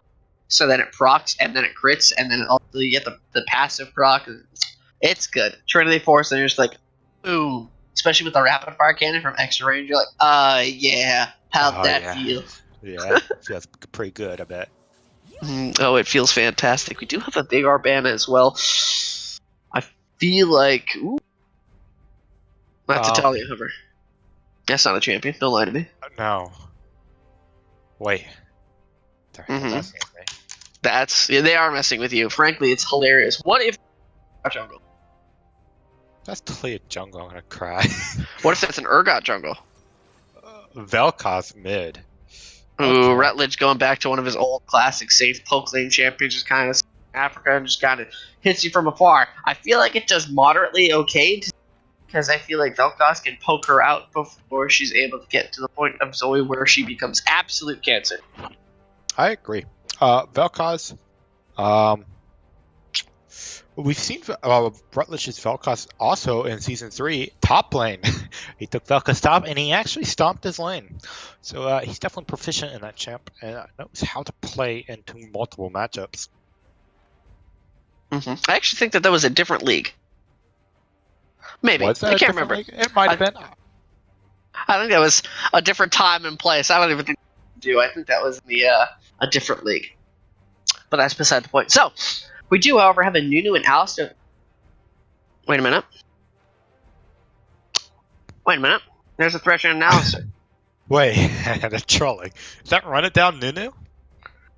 And Alistar? Wait. Is that... What is happening? Is that Yasuo way to carry? But then, is that an Alistar top lane? What is happening? Oh my gosh, I can't. What year is this? Where am I? Oh my gosh, it's Thresh?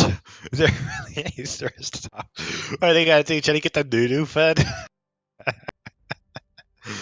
With all that gank setup, you pick on Nunu. If you wanted to do the Thresh lane, you should have gone more of a snowbally jungler, and then try to get that jungler ahead instead of doing this. Oh, Gimpy. And Gimpy's got his Amumu. Look forward to Gimpy's Amumu. Honestly, he knows where to be in the right place at the right time. I just look forward to seeing his R flashes. Yeah, Gimpy's a flash R flash. Next episode. We'll see. It'll be fantastic. I look forward to it. Honestly, yeah. He's won games of Mumu where I don't even think he's hit the R. That's beside the point. So, again, in this game, I apologize, Gimpy. I love it.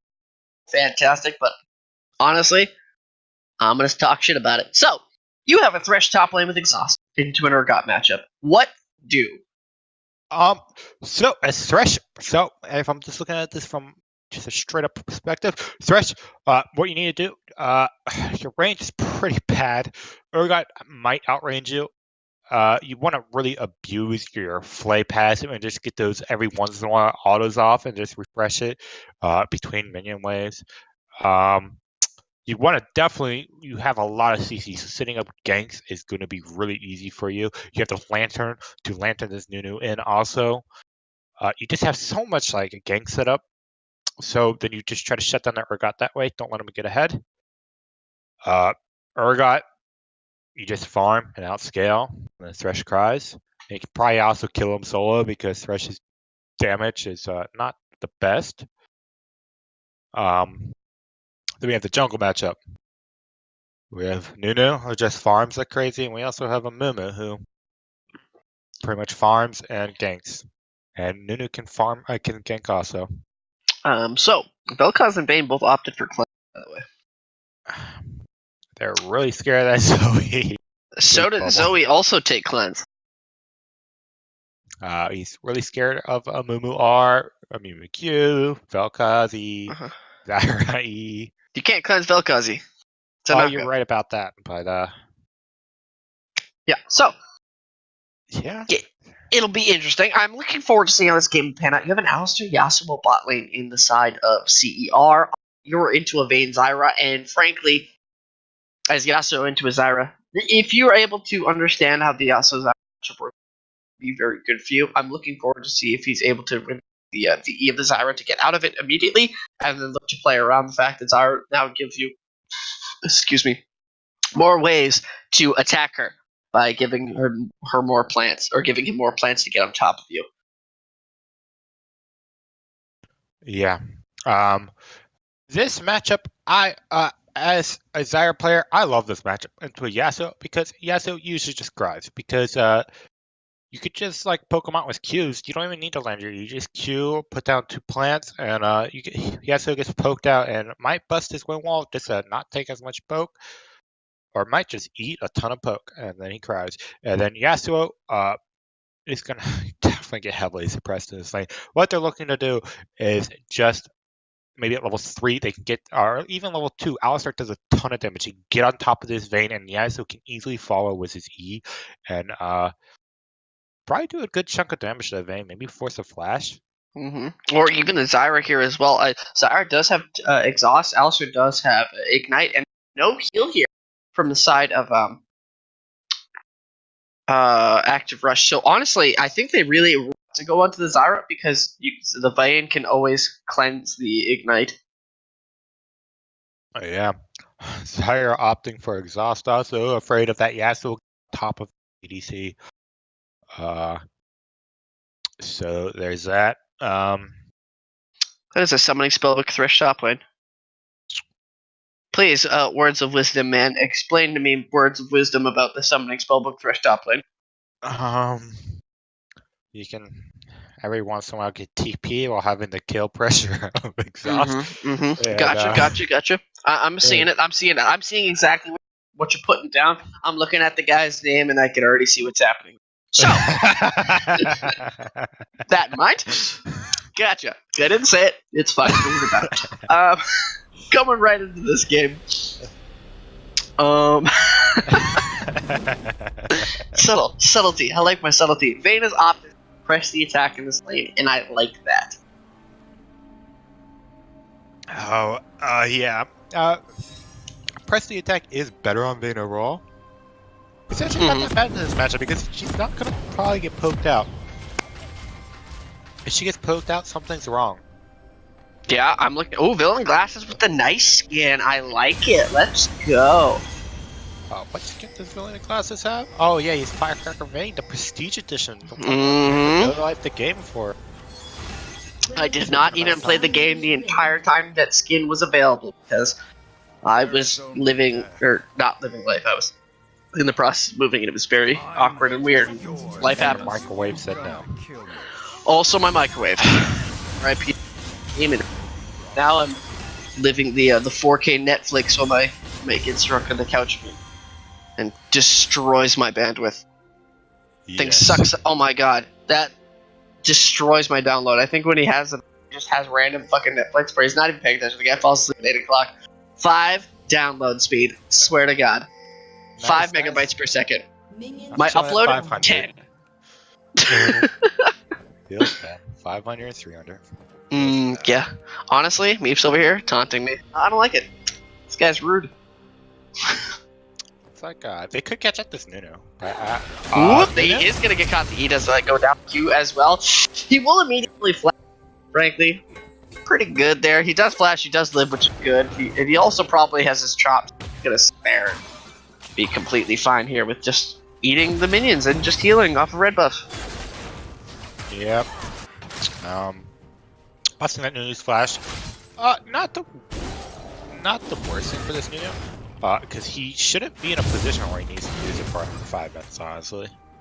Honestly, only if a gank goes awry, but at this point in time, I don't think he's too worried about it, as we get some decent trading here in the mid lane. Yeah, Nunu getting pretty low on those crows. But he's Nunu, so he should be able to easily get back up. Oh, there it goes. He uses his smite, gets all of his HP back. The man was just waiting for his chop to come up and then use the smite after to get the most out of his healing, which I like that. Little things. Yep. That looks like Some Moo yield. getting spotted by the ward.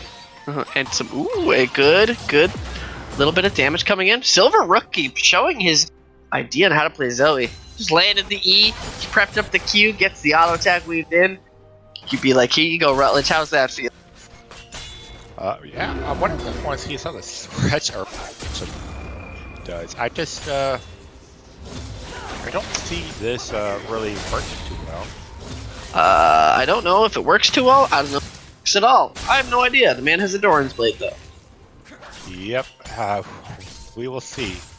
Is Thresh Stop the new meta? We'll find out. I don't believe you. This sounds like a fish. Ooh, there's a Nunu here in the bottom. Knockup as he does get the E down. Daddy's really a bit of a knocker, but he will flash. He will get the long schlong PhD showing us his doctor ganking with Nunu. Yes, he definitely did show us his schlong when he Ooh. posted on Desira. Honestly, I like it. I'm Yeah. just jealous. Rutledge is going for a bit aggressive there, trying to get this blue buff given to him. Johnny, though, they will capitalize on this, realizing what happened in the bot lane. Yeah, taking away that blue buff is pretty nice. Rutledge now has a blue buff, so he's able to just do so much, poke so much more. Not really worrying about his mana consumption. And able to just push in onto the Zoe, so that should be pretty nice there from the Vel'Koz. Active Rush in a decent spot right now to keep the Vel'Koz alive, especially considering I don't think he was playing too well against the likes of the Zoe. I think the Zoe was actually getting some decent poke comparatively. Yeah, overall CS. Thresh was the CS match. Had a good tower freeze. Yeah, had a good tower freeze. Urgot rolled to mid guarantee the blue take, so makes sense to me. Ooh, I was muted there for a second. Looks like Zyra and Vayne are playing a little back afraid of the Alistar. Has to gauge the damage. They just need to really focus on the poke and maybe try to do something. They don't really succeed. The Nunu gank was pretty aggressive. Ooh, there it is. He's got the lantern. He's got it ready. Deathworm in a bit of an awkward spot. He will get rooted. He will go down. This is first blood to Johnny here on the top lane. Watch Zenbody get that soul. This man's excited. That Doran's Blade Thresh showing us how it's done. Even up in CS. Yep. Yeah, a little small gold lead on the side of Plastic Esports. yes, and Vayne is up quite a significant amount of CS. Yes. This minute. Pretty nice. Yeah, Densoft has had some issues farming in the early stages of the game with just right-clicking, as well as also the not being able to walk up due to the immense pressure that Daddy Lillian has provided on the Zyra, especially as level 2. Yep. We're opting for the call. It's a call now, so you're just looking to farm out this lane and then get that massive spike, roughly like 15 minutes. Yeah, all the extra gold feels really nice as Silver, because that blue buff has been helping him a lot as Deathworm gets flayed out of his little E dash. Really nothing going on too much. Looks like something might be going down top. Ooh, we do have Gimpy coming in. The Q does not land. Johnny with a decent sidestep. I'm liking it. I'm liking it. We do have Silver Rookie, though, does eat the ultimate of Rutledge and will not have anything come from it at all. Yeah. Silver Rookie landing the Sleepy Bubble onto the Vel'Koz cancel are very unfortunate. Unable to get that kill because of it. So backing was a decent amount of gold, getting last chapter. It's gonna be pretty nice. Overall, gold is AR is evening out the gold, even though they have one less kill. That's Yeah. first blood at that. Just a little bit of CS advantages and lane advantages. All the lanes really up in CS here. Makes sense at the bot lane. Vayne and Zyra having a decent time CSing here. Urgot did get a decent teleport back in after his death and was able to catch the wave, so he's still able to get most of it. And Vel'Koz has just been CSing better. Yeah. Surprised that that pink has not been cleared on the top lane. Knowing, oh, never mind. I'm retarded. Never mind. That is a red pink. Yeah. Never mind. Unlucky. Oh, it looks like it might be cleared right now, just like I was saying. I'm surprised that pink board hasn't been cleared yet, but he clears it. Thank you, Meeps, with your 900 IQ. However, we do see that there is a deep reward there. Ooh, some good poke coming in from Silver Rookie onto Rutledge. Ooh, Johnny getting a good hook here to try and force him to eat a lot of minion damage. Densoft, though, trying to make something happen in the bot lane. We'll just get a good win while to keep himself alive from Zyra damage. Ooh, we do have a gank coming in. Nunu, the snowball does land. The E is here. He's got the escape cut out. He will probably get the root as well. The ultimate coming down. We will get a good Q there from Gippy. Gippy is not 6 yet, though. As Silver Rookie is getting some good damage down. Yeah, Gippy not being 6 there. If he was 6 there, that was a kill. It's very unfortunate that he is behind this one. Yes, absolutely. Even with that blue buff steal early on, still a bit behind. It's not ideal. Yes, Arch getting complete vision control of this top one. Ooh. Silver Rookie trying, stealing the flash and making something happening there, but the E doesn't land. Well, it should be fine here. Ooh, is alive. Still has the cleanse and the flash, and will just walk away casually as Rutledge has no summoner and no.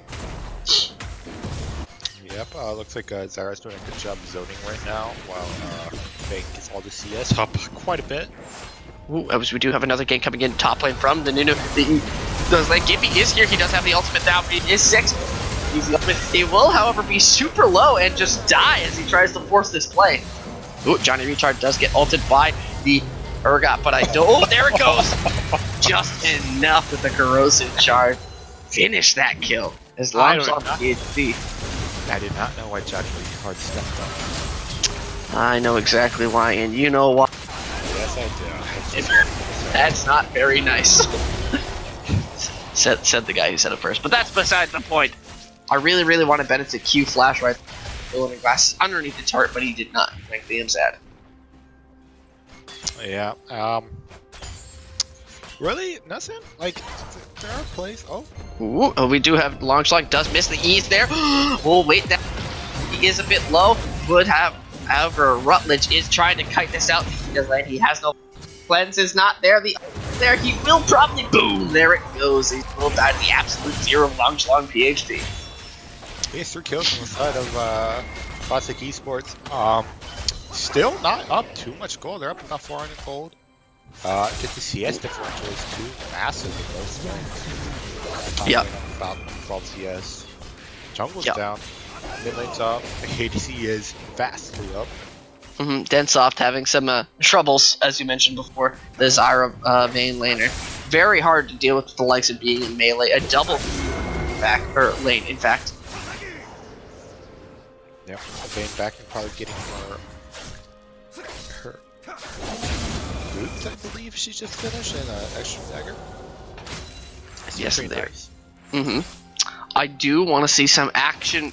I want to see this Nunu come to the bot side of the map, enable this Yasuo to get something happen.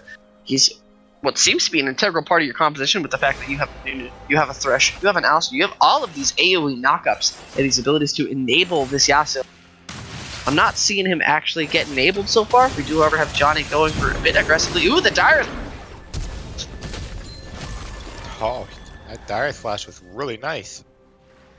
That's a pretty hard flash to do. Usually I eat that wall. As we have a... that is a Trinity Force rushing Summoner Spellbook. Yes, it is. Oh, that is a fast Nunu though. Oh man, this guy's snowball. But he can get the E going as well. The E does land. Silver Rookie is here. The cleanse is coming out. He does good damage. Densoft though is getting completely junked here. He will just die as Zyra and Villain Glass able to get some good damage around. Bennett will be able to walk it out though. That Kadem was so bad. If that Kadem... That's alright. We'll talk about the Kadem in a second as Longslong PhD is coming back around. This guy's running around with these snowballs like rampant as he gets another kill over to Lone Johnny. We were talking about a Condemn. Yeah, if that Condemn did not mess up so catastrophically, so bad, that would probably have been a kill, because even if Alistar ulted does not affect true damage. Correct. However, Gimpy though is underneath this tower. The ultimate is there. He hasn't used it just yet, but he's gonna use it now. Onslaught PhD is still tanking. I don't know what he's gonna do. He does get the chop. He will survive one more tower shot. Gimpy, I don't think he does land the Q. Will he keep that going? Oh, the Lantern is late. He does get the E though. He will get the auto attack. This is a 3-in-1 Trinity Force top lane Thresh, who is now going to walk right into the Rutledge as he. Oh no. The death sentence is for you because you stand still. Yep. That Thresh Flash Flame was unnecessary because Zoe's sleep bubble was going to hit him, was probably going to get the kill. So that was a useless flash, but I guess Thresh really wanted to get that kill because he knew deep in his heart he is in trouble. I mean, he is going Trinity Force Summoner spell, but you know what? Guy is the true carry in my book. Guy's 3, 2, and 1. Yes. Yes, he is. Well, he's down 30 CS. He's getting up there, though. He's making up 4 kills, and this pressure that he's had some really good gank setup. Luckily, Longsheng able to set that up and play around it very nicely. I really want to see them play around this Yasuo, though. I really feel like they have a lot of potential to force something down here in the bot lane, especially with the likes of Alistar, the Yasuo ultimate, the last breath, but we're not seeing it coming into fruition just yet. As we do see the here it comes. Bennett is going to get a good WQ down. He still has his arc. He used it. There it goes. He will still not get that auto attack off. He's barely alive. Oh no, the plant. That's so sad as Maru gets a kill as we will trade one from there in the bot lane. Yeah, that is. They sent a lot of people down the collapse while AR was a collapse. They were late, but luckily though, that one Zyra plant. Honestly, yikes. Johnny though treating pretty bad with Deathworm as I think Deathworm just gets there it goes. Gonna get sucked into the chains and get yeeted up. There it goes, the absolute zeros coming out. Longsheng PhD not really he is right now. Gimpy does get the infernal bandage. Infernal chains, no, that is not that champion. I'm tapping. Words are hard. Gimpy though, well, oh no, there it goes. He gets the attack as well. Silver is trying to make this happen. W does miss from Rutledge. He is in a bit of a decent spot. Rutledge will be able to walk through that little tiny gap and walk away safe. As Silver Rookie does, get some poke, but nope, misses the poke, hits the minions. Yep, this tower plating, now the tower plating is down, there's going to be less gold going around, and it's going to be easy to take this tower, so I'm expecting more towers to fall right now. Urgot's about to take the tower, probably gets it right here. If he auto-attacks the tower, he does. Yes, he does get it. Good job, good job. W is hard. Yep, Vel'Koz is pretty, I believe they're pretty even in gold with Zoe. Zoe's only about 100 gold down. Not too big. Yasuo, on the other hand, is about 1,000 gold down from his main opponent. Yeah, this Yasuo really needs a little bit of assistance here in this. He's starting to catch up. He does get a decent amount of CS here. He's down 20 CS. But maybe he can start to make something happen at the lane as he starts to get to that scaling that he's do, especially with the likes of this engage potential with the Alistar. We do have a WQ. We get the last breath immediately on Villain is there. Daddy's is gonna set up and just destroy, and this Gimpy gets a great stun there with the Q. The bandages. Bennett is not liking life right now. And another kill hand gifted to glasses or Villain glasses. Unfortunately for Alistar, it's a Vayne, and Vayne is like a sort of a really nice counter to you because she makes your R pretty irrelevant. Yes, true damage makes a cow very sad. Yes. Where's the beef? You're getting the dragon, really nice dragon, really help against that Zoe poke. Was not able to steal it with a Sleepy Trouble. A little bit late there. Very sad. Thresh does have his Trinity, which I'm very excited as he now has his Trinity Force and his Ninja Tabby. Yeah, Thresh is down 30 CS. Early lead really didn't do much for him, even with the amount of time that Urgot was out of lane. Being down a combat summoner in a lane like be not ideal, as the Urgot just out DPS's you. Currently, Thresh has exhaust and barrier, so this next fight could be interesting. Well, we do have a blue buff over to Silver Rookie. Maybe Johnny's looking to play around the Nunu, see what the Nunu can provide. Gimpy looking to try and play around that top side as well. really want this Rift Scuttle or Rift Herald. Yeah, Rift Arrow could really help to bust open this mid tower, get more, allowing you to get more, like, just open up the map. Just that ability to open up is going to be really nice. They will be able to, especially if they can use that in the mid lane. Lane has been pretty neutralized due to the likes of the Zoe and the Vel'Koz lane being pretty hard to deal with. Ooh, the Q does miss from Densoft. He gets the Q. The last breath is here. Villain and Glasses. Goodbye, Yasuo. You don't really like that. There's a lot of damage you should be paying attention to. Without the wind wall being used, you're not in a good spot. The absolute zero though does do a lot of damage. Villain and Glasses will be able to get out. Daddy's eliminated. Good. Johnny is there. The Hourglass will keep him alive. It looks like Thresh is able to get a kill onto him. I don't know exactly what's happening. Lots of action all over the place. Longshot PhD will get kited out. This will be 3 kills in the bot lane for the side of Active Rush and Silver Rookie is trying to make something happen. And that is that. Yeah, Active Rush always getting the ace onto Classic. Yeah, almost. Okay, Nope. they did not get it. But almost getting the ace. But Nunu held his R honestly there. He would have popped a little bit earlier, that main went pop. And then they won that fight a lot easier. But instead, Nunu got greedy and tried to do the full amount of damage. And unfortunately, Vayne got out of the R and it backfired. Unfortunate. Yeah, the invisibility from the final hour tumble from the Vayne was lasted long enough that Nunu wasn't sure where she was inside of it. Absolute Zero hold too long, wasn't able to get that kill. Yeah, that cleanse is really helping that Vayne. Without that cleanse, Vayne would have died to the Ignite and the CC. Ooh, there it is, Long Schlong though. We'll just eat that and say thank you for my red buff. I appreciate you, starting it for me. Looks like Active Rush is going to be getting the Rift Herald. Probably looking to maybe drop it mid. Do they even need to drop it mid? Yeah, they should drop it mid. Just open up the map. Maybe 2 towers, especially with how far ahead they are. Gonna use it right away, honestly, not a bad. Snowball gets canceled. It's looking like the Rift Herald's gonna be able to charge us. This tower is definitely dead. The life form disintegration get Ray immediately. Bennett, now we're going a bit aggressive, trying to get this going. He does arc, but is it gonna keep him alive? I don't think it is just yet. It is not. Goodbye, Brent. Rift Herald will die after he gets his 1 charge down. Villain and Glass is still looking to try and make something happen. Sleepy Trouble Bubble does land. Does Gimpy continue this dive? He doesn't have his ultimate anymore. Johnny is in a bit low. He does land the hook onto Gimpy. Gimpy does get played back. The Absolute Zero does not go down. We have a great last breath there from Densoft, but Densoft is now in the middle of everybody, and I don't think he likes that too much. That plant saved their lives. Yes, it does. That's why I love that. Ooh. Johnny tried to call the tumble. Looks like they might get this mid tower. They're gonna try. As Can't really do too much. Ooh. A good play, a good WQ. Deathworm probably dies here. Oh, never mind. Does he? He does. So he's able to get that auto attack and get that kill. Silver Rookie in a bit of an awkward spot. He does have the flash now. Villain and Glass is trying to make something happen. Johnny just dies for it. 2 over, half the flash still from Silver Rookie. He's able to get things going, but looking like Active Rush just taking everything. Now up 8k gold, 20 minutes into the game, 7 kills up, Dragon up, 4 towers up. This game is looking really classic.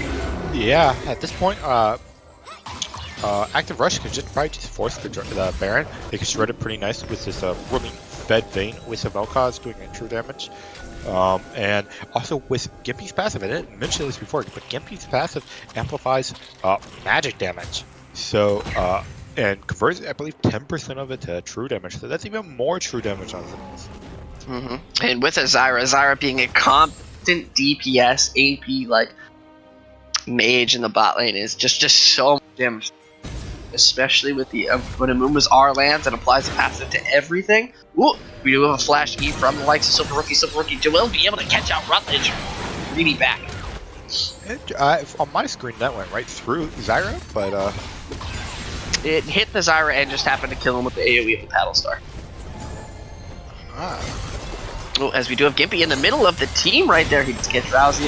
He is asleep. He is not happy. We do have Silver Rookie gonna go for a interesting R into the middle of them. Does not really like that. Densoft though, trying to make something happen with that wind wall, but not enough. Gimpy will be able to smite that away and take that second dragon. A mountain dragon feels really good with the likes of an Amumu and a Vayne.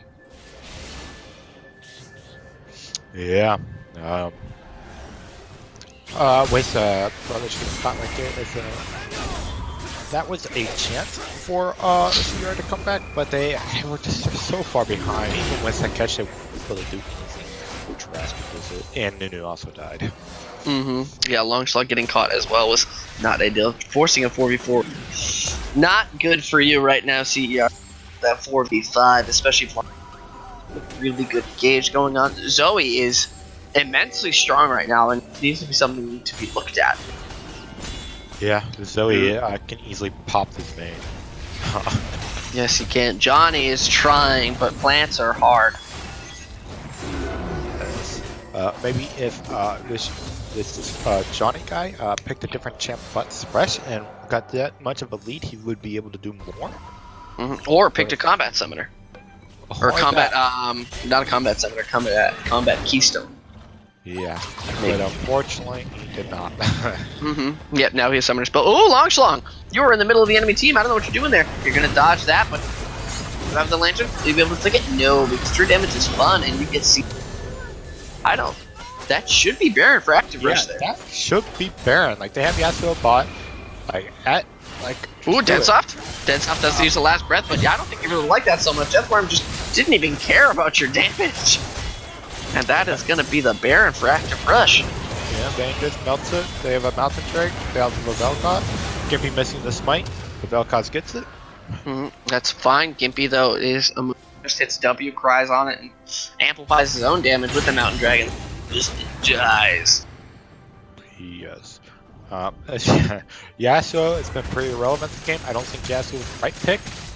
They definitely, I mean, they have the threshold. Ooh, a good hook, but scary. They have the threshold range, but doesn't really count as ranged. Not with that Righteous Glory Trinity for. That's for sure. Maybe you should have gone stack Shiv. At least choose something. Longslong's trying to force an engage. The Lifeform Disintegration Ray is a key here. Silver Rookie's still alive. He does have a Rabadon. He is not really liking this. Bennett will survive. Lantern, thank you, support, saving support. But frankly, this is just like still all good and gravy for the side of Active Rush. You are still able to get the CC and Siege that you need to finish this tower here. Goodbye, tower. Longshot's going in. The E is there. Bennett gets a good Q flash. Gimpy is there. The last. He does get that ultimate eaten by the wind wall. Densoft is really, really low. He can do too much. The play is there. Absolute Zero does not go down. He will die. That is 3 kills for the side of AR. Silver Rookie's the only person alive besides Densoft, but Densoft is a Yasuo who's 0 for 3 and not looking too hot right now. He's over there on top of Rutledge. Does Rutledge die? He does get the Q. He does get the ultimate. And, I mean, no ultimate. He does get the knockup, and the damage from the tower will finish him off. Thank you for that. Says as he's going a bit aggressive. Villain and Glass is trying to get something for his troubles, but there will not be that. Ooh, a flash from Silver Rookie. That was Zoe. Never mind. Yeah. I honestly thought that they were going to end right there, but then Rutledge just went, "Hey, I'm a rhythm player apparently, and I'm going to go try to dive him under the tower and do something against Vel'Koz, who abuses range." Melee range is hard. So they were not able to pressure the win out of that. So you have to give it to the Zoe. This Zoe is trying to carry. He's trying his hardest. 5-0, 0 deaths, 5 kills. Really trying. But Yeah, this man is the bright spot for classic esports.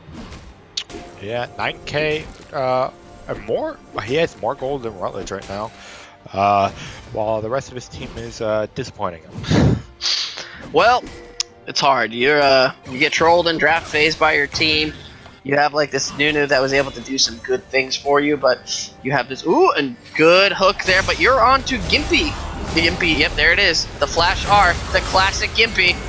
He gets it right in the middle of the team. He does have wind wall there. Gimpy, I think, dies. No, he doesn't. Nobody finishes that kill. Really sad for the right to be able to get this out. We do get the play to stop his E coming in. Longshot is walking to the middle.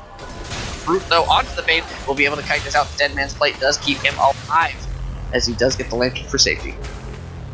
I guess Longshot going back into their team was, I guess it worked. That's not the way I would have went, but hey. Yeah, that was scary. However, Silver Rookie, death off of that, got caught there by Gimpy. Everybody trying to catch Gimpy there. Gimpy just Hits the flash, hits the R, shows them how it's done. Who needs to R flash when they just walk into you in a pile like that?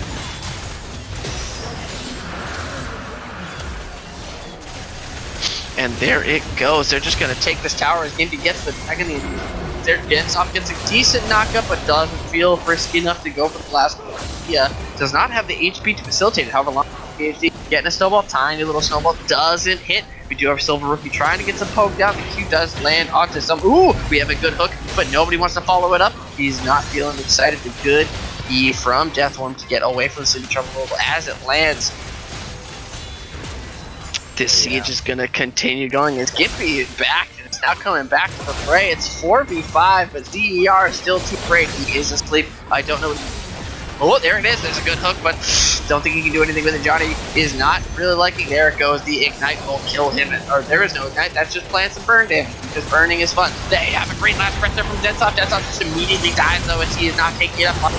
Trying to keep himself alive. The shield from his ultimate will keep him alive for a second longer, but not enough as he eats that minion. Bennett is the only person alive right now. What can this cow do? I don't think there it goes. He does have the mad cow disease and will die as we get this going. They are in the game at 28 minutes.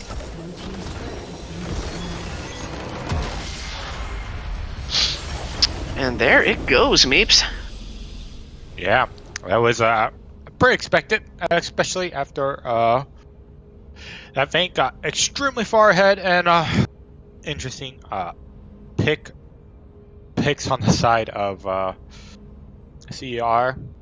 Honestly, I think they were trolling, but that's just my personal opinion on the matter. Mm-hmm. Yeah, honestly, really good stuff there from AR. CER, a little bit of trolling coming in. Kind of a troll pick. It's definitely a troll pick. The Yasuo bot lane could have been good. It needed to be facilitated and played around a little bit better, and it was not, so that's unlucky. I would really like to talk about stats, but we're running a little bit behind schedule. We are 9:09. Game's supposed to start 10 minutes ago, so we're getting back on track as the games get a little bit faster. So with that in mind, we will have a 5-10 minute break as Warfare gets situated and gets to cast this final game.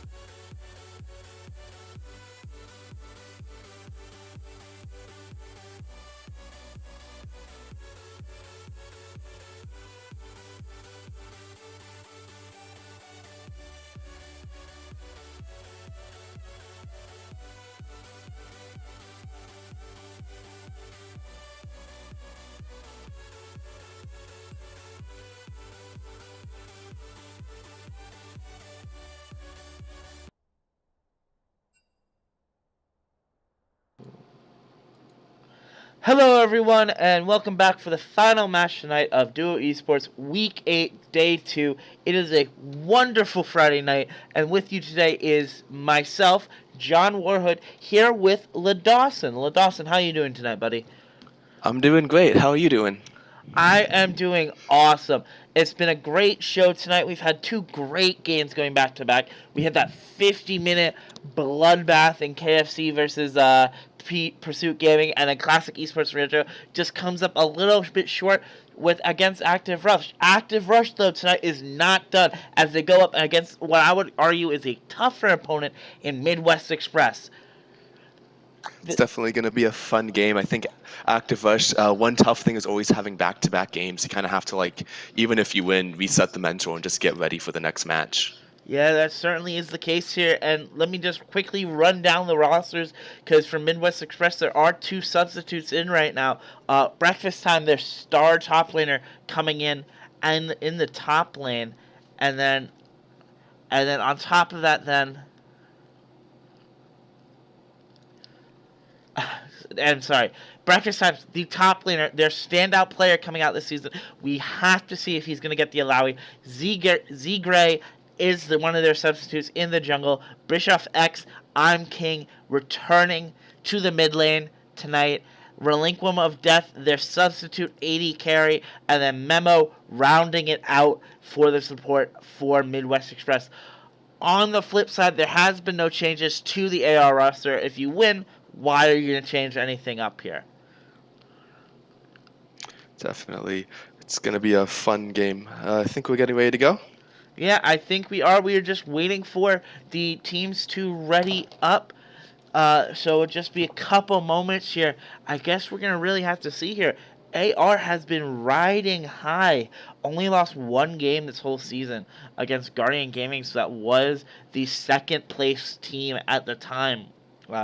Of course, that was the battle of the undefeated teams, and then after Guardian Gaming's won, they just happened to go into an unstreamed game and promptly lose the remake to Resurrected, so it was a very rough time there for them. Now, though, we have the last couple games coming up to round out this regular season, so the playoff picture is finally starting to take form. It's going to be fun. Playoffs is always going to be great. I'm assuming AO Rush is going to get a bye coming in here. I don't think there's any way for them to be knocked off. So this game's kind of just solidifying them, practicing their team comps, getting down whatever composition they want to try out. Yeah, that is the one that starts it. We're going to have to see here. And just with that, we get underway into the Midwest Express. And personally, I've casted a bunch of games so far that have always had ban losses. We don't get to see anything today, and immediately the Ezreal gets taken off the map. Ezreal is still, even with the nerfs coming in this latest patch, still a decently powerful pick. No longer does that double tier build, instead does a tier build into the full AD comp. And we see from AR Rush the Olaf coming out. Olaf has been a star top laner, kind of just destroying everyone right now with that low health passive and W. Yeah, and there is the Urgot. We saw Deathworm really in a really awkward matchup against a Thresh top lane. Kind of handle him after the early game. So there is the Urgot going away there. And there is the Rakan. Rakan last week for Memo, a huge power pick. And then again, the Zyra getting banned away. They're really, Midwest Express is really focusing on getting AR off the champions they played last week, or last game. I mean, one of the ways you kind of like get your opponents off tilter with their mentor is just to ban out what they're comforted on from last pick. There goes the Thresh against their top laner. I guess there won't be an Urgot Thresh top match anymore. Yeah, there certainly doesn't seem like gonna be an Urgot Thresh. Both get banned away here, and now the first pick comes out here. They did leave Breakfast Time's Alawi though. I wonder if they're gonna pick that there. I don't think you were in the server yet, Lidawson, but in the first game Breakfast Time's ever played in duo, he got 2 quadra kills with Alawi. Well, instead, I think he's picking nothing. Oh, He no. insta-locks the Twitch. That And must have technical been issues. a mispick, I would assume.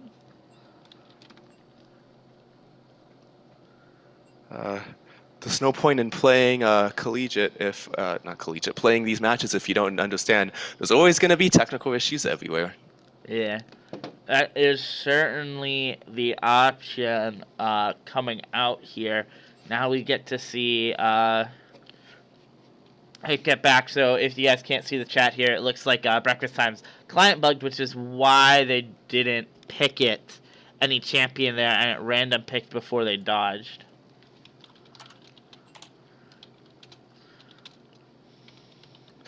Yeah, kind of just a little sad thing there. I was going to assume that he would pick up the Alawi since he's so strong on it and would just pick that up and start going in, but looks like bans. Yes, It looks like I think we're about to get ready. Basically, bans are going to be the same, but because it was the first pick, everything else is going to be different. Well, hopefully, I wonder what the bans are going to be. It's going to be completely blind. We have no clue. It's definitely not scripted. Hopefully they can speed through these quickly and get back into the game so we can start talking about what the picks are we going to see. So I wanted to go into Urgot just a bit more just because of this latest patch, and I don't know how much of the viewers know about the changes he got, but he's essentially become like an AD top laner now with his changes, with his shield now going on his dash and his W becoming a toggle. It gets to the point where in the late game you kind of just activate that toggle and you always have it on no matter what. You'll never take it off just because of how much % health damage you do. So sadly though, it won't matter because we won't see it. One thing that is also noticeable is Kayle is still really powerful right now. So I'm wondering if we can see Alawi into Kayle and see if Active Rush can work with that, or if not, possibly going to switch it up and change up who they're going to do for the first pick on Active Rush's side. Yeah, I mean, we can continue to look at that. I still think this is the Alawi pickup coming in here, but it looks like Breakfast Time again is hovering the Morgana, and there's finally the lock-in that they were looking for. And immediately the Heimerdinger is getting troll hovered here.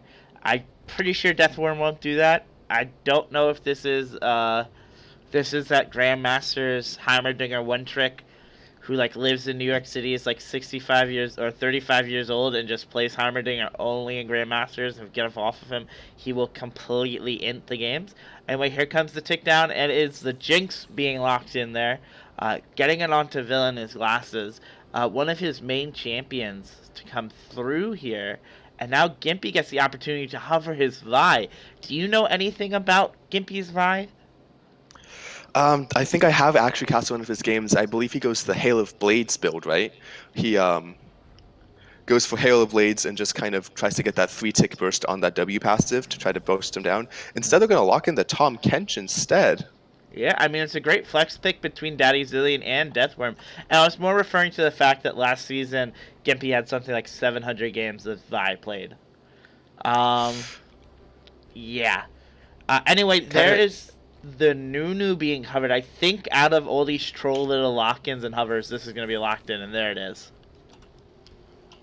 Definitely, Nunu is still a really powerful jungler in this patch. It should be important to note, Tahm Kench can go jungle, top, or support. Most likely go support to go into that Morgana, since anyone who gets binded by Morgana, Tahm Kench can just eat him up and walk away.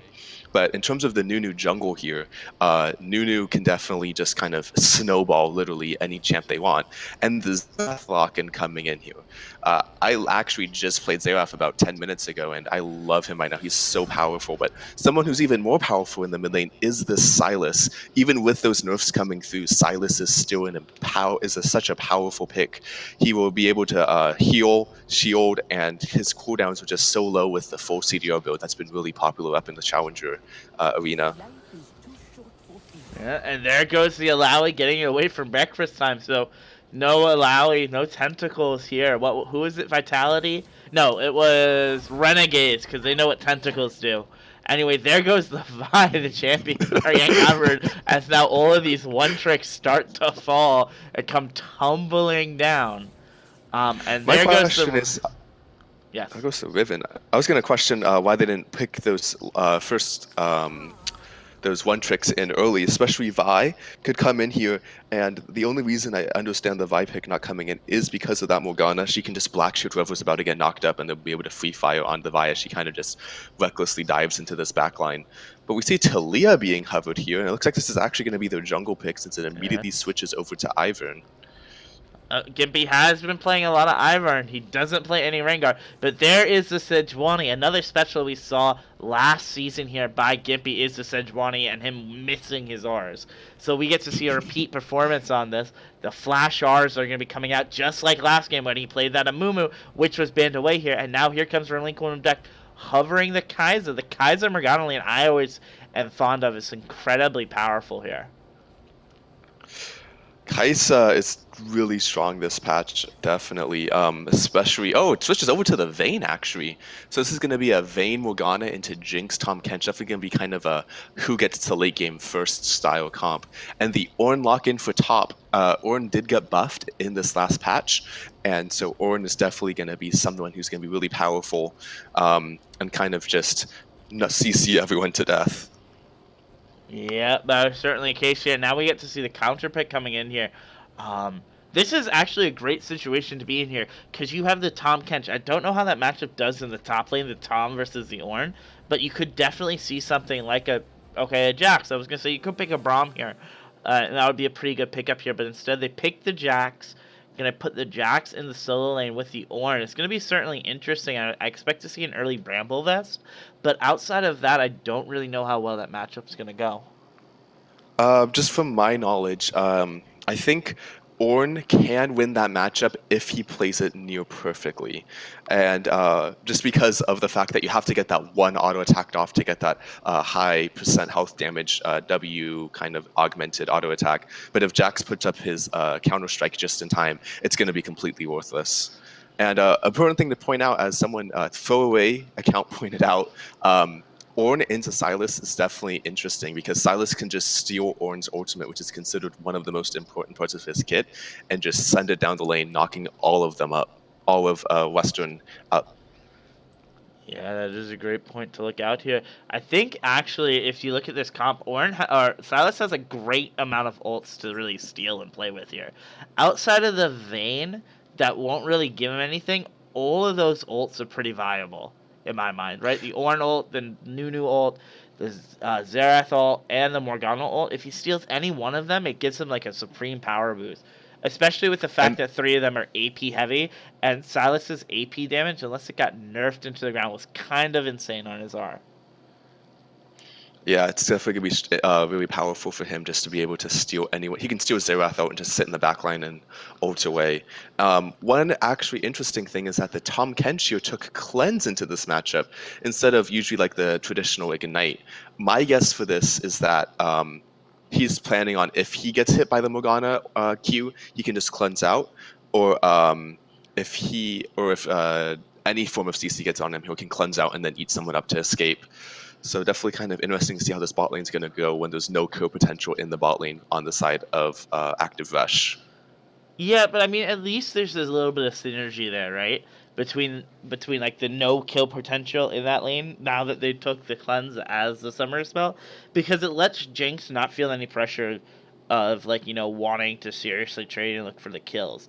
And they can just like start to slowly farm up, catch up, get ahead, and get to that 3-item spike where she can get excited, and then before you know it, she's gonna have a triple kill or a quadra kill. That's true. These team fights are going to be really dangerous on the side of Midwestern Express just because of how much power Active Rush has in these team fights. Once Jinx gets that gets her rocket in 3 items, she'll just be critting rockets into all of them, doing massive splash damage, while Jax can jump on a backline. One thing I wanted to point about Midwestern Express team composition is that there's almost no escapes coming out of them. The only thing that will be able to deny any form of hard CC is the Morgana E. Otherwise, no one on their team has any way of doing like an amazing escape out. So they're going to be very rooted in place if Active Rush gets a good flank out. Yeah, that is a great point there. But we can continue to get this underway here as we're almost into the loading screen. Who do you got winning this game, LaDawson? I'm gonna have to go with Active Rush. Like disregarding how their scores are with the 12-1, just looking at these team compositions down the line, I see Active Rush having a very stronger team composition in terms of the mid to late game. Early game, I can see that they might be able to be taken advantage of, but I highly doubt it. Hopefully they can play well enough just to like deny it, and I can see them just kind of snowballing the Jinx or the Silas or the Jax and getting them ahead. I think Midwestern's like win condition is to get their Vayne ahead. If the Vayne can get an item ahead of the Jinx, they can end the game in the kind of mid to like early late game status when the Vayne still has the direct advantage over that Jinx. Yeah. So I think everything comes down to the bot lane. Yeah, I mean, I think that's 100% true here. I do want to say that last game we saw Nunu against Active Rush get a ton of early pressure on the map there, but the team of Classic Esports Retro wasn't able to really convert that into any sort of mid-game pressure. So I wonder if we're going to see that again. And with Gimpy on such a, later game jungle, he's going to really struggle into this really aggressive Nunu. Yeah, I mean, Nunu, hopefully Midwest Express will be able to showcase good objective control because of that Nunu. Nunu in the late game can do 2,000 damage to any camp, and will definitely just be able to stomp.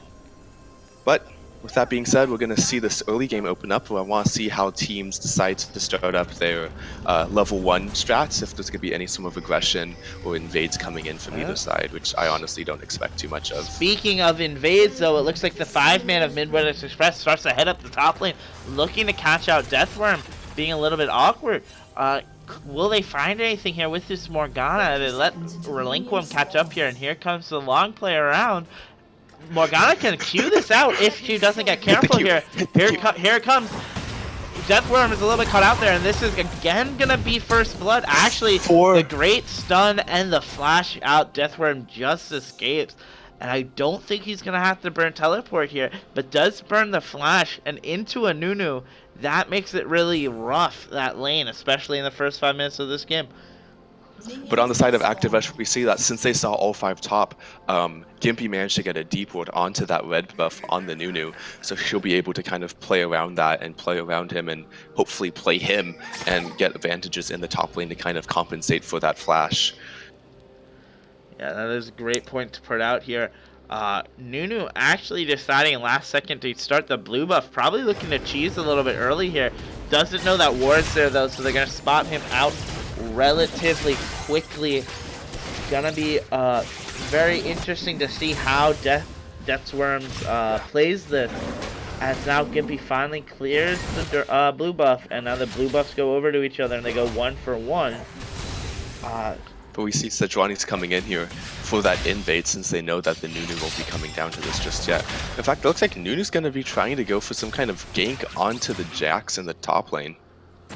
Yeah, it's a little bit of that cheese buff in the top lane. I actually decided to go red. I would assume after they trade these reds horizontally, it's gonna be the top gank buff, top buff here, and Deathworm just taking a ton of damage, having to burn a corrupting potion just to sustain himself through lane. That is not a good sign in the coming moments when this Nunu decides to snowball outside of Sejuani's jungle. But I would have to assume a team like AR is actually like calming this and communicating this, because they know that Nunu did not come down to his red. Anyway, here comes a little bit more trading of the top lane coming down here, but it looks like during the time this trading was happening, actually, the Sejuani had tried to gank the mid lane, didn't get anything off of Bischoff though, as now Rutledge continues to fall down. And in this bot lane, we can see the Tom and the Jinx just heavily pushing in. One thing to know is that Nunu's actually becoming into a gank into this mid lane, and Sejuani's actually here for a quick counter. Yeah, here it comes again. Bischoff's caught out here. Actually, Rutledge is caught out here, but Gimpy gets here just a little bit late. There's the Summoner's Burn there by Bischoff to try to get away there, but just manages to escape there. Gimpy does with all his health, but on the top side of the map there, you guys just saw Breakfast Time getting that early 1-0 lead onto Deathworm, and we've seen leads that Breakfast Time gets usually don't get thrown. That's such a strong opening for this Ornn, having and Jax has to run the teleport just to get back and catch this wave. And because of Ornn's passive, he doesn't even have to head back super early. He has just enough gold that he can kind of sit here and sustain himself if he builds right. But all in all, amazing play from Midwestern Gaming, just taking a strong, decisive lead, going in, focusing down the Sylas and getting that good communication in just to get those kills. Yeah, it certainly is the case there, though. But we did see it at the end of this that I think you alluded to, right? What this Tom really brings here. Villain got caught out just a little bit with the Morgana Q, but instead it doesn't matter here because Nunu comes running down the lane here, and now they try to run. There is the stun. There goes the cleanse. And that is the end of that gank there. Great lane gank going on there, but at the end of the time, all that was burned is just the cleanse. And now Villain on the backside looking to get a little pressure put in there. And now it looks like even Rutledge is about to join in here, looking to get a little bit of revenge for that first blood he gave up here. In fact, it's about getting it. There's the Nunu flash. There's the heal coming off onto from Vayne. And now it looks like Rillincum caught out Daddy Zillion here, but it doesn't matter here because the attention turns to Villain on glasses, and he just gets away with the sliver of health. No damage continues. A couple Summoners overall burned. That was such a kind of... I understood the start of that counter gank, but I think Active Rush just pressed a little too hard there into it. Once they got that Nunu flash off, I think they should have just disengaged and let them bin on their way, getting a good flash out from the Nunu, which can be really powerful for that stun that can come in. And actually, one thing I wanted to point out from chat, C9 Soul mentioned this, was the fact that Sejuani, during this mid lane first blood, decided to finish Raptors before coming mid and countering that gank. And I think it was those few seconds that were just enough to let Sylas die and not get that full stack of CC onto the Xerath, which could have possibly let both of them live and get a double kill out of it. Yeah. So sometimes that... I'll go on ahead. No, I was gonna say, yeah, that's like I think we were on the same place. Like a little bit agreed there. Results in the death of Sylas there was in a great position to counter gank. Actually, you saw it with Bischoff burning both his summoner spells there to have to get out. If Sejuani was just there a couple seconds earlier, they'd probably get the opportunity to live. Also, chat's flaming me. My bad. C9 Soul didn't say anything. Oh, Karatsu said that. That's a full my bad on that part. But getting back to this game, we see both junglers coming to fight for this Scuttle Crab. I'm wondering if top and mid are going to come collapse. Top, Midwest does have the priority now to go kind of stop the Scuttle Crab. Instead, it's going to be a fight, actually. Yeah, a little bit of an interesting fight going on here. Great little fancy footwork to start this off by Gimpy, but now it looks like Zgray is trying to run again, and there's the return kill finally onto Rutledge here, and Rutledge hit 6 off of that, but here comes Breakfast Time. Gonna knock off Gimpy here. Gimpy's about to fall as well. I don't know if this is what Gimpy wanted when he thought about contesting the Skull here, but Bischoff is now about to fall as well, and Deathworm's still at basically the red buff here, and Rutledge is now in no man's land with no escape here. Can he get chased down? And this is saving Private Rutledge here as Breakfast Time decides to give up on the chase and just return back to lane.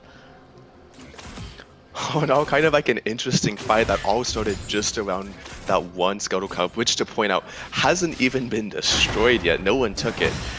And then there was, I think, Rutledge played that decently well with the quick dash in, getting the ignite down on the Nunu, so any healing he gets from this Q gets negated, and then just some good ulti flashes burned there. In the meantime, Rutledge tried to ult into this Xerath, but just missed everything. Did he really? I didn't get an opportunity to see that. That's very unfortunate here. And now I'm surprised again. Here comes Gimpy trying to contest this again, but this time Deathworm's on his side as the Nunu tries to run up to Breakfast Time to be protected by his big beefy top laner, and they get away here. I'm incredibly surprised because I would never think a Nunu could get pushed off of a Scuttle Crab by a Sejuani, because this is what he'll do right here in 3, 2, 1, nom. Definitely. I think the thing was he was not afraid of losing the camp. I think he was afraid of having that backup there, which he was right to be afraid of, because then he saw Deathworm come in immediately afterwards. So I think though, I think Midwestern Gaming is deciding to err a lot today on the side of caution, focusing on making the safe plays and ensuring that no matter what, they don't like overexert themselves too much. And as you can see, it's kind of paying off with that 3-1. It's only 200 gold lead, but with those longer death timers and deaths coming in, a couple more deaths, and they'll be able to extend this lead even more. Yeah, I mean, it's great to see. Like, this is, I always like these type of games, these slow play games, instead of the absolute fiestas I sometimes have to cast. As Deathworm takes a lot of damage and has to run away back in the turret to get a recall in. At least he has some gold to start purchasing the phage and stuff he needs for his Triforce to really sort of even this lane out just a bit. But like I was saying, it's great to see these sort of games happen.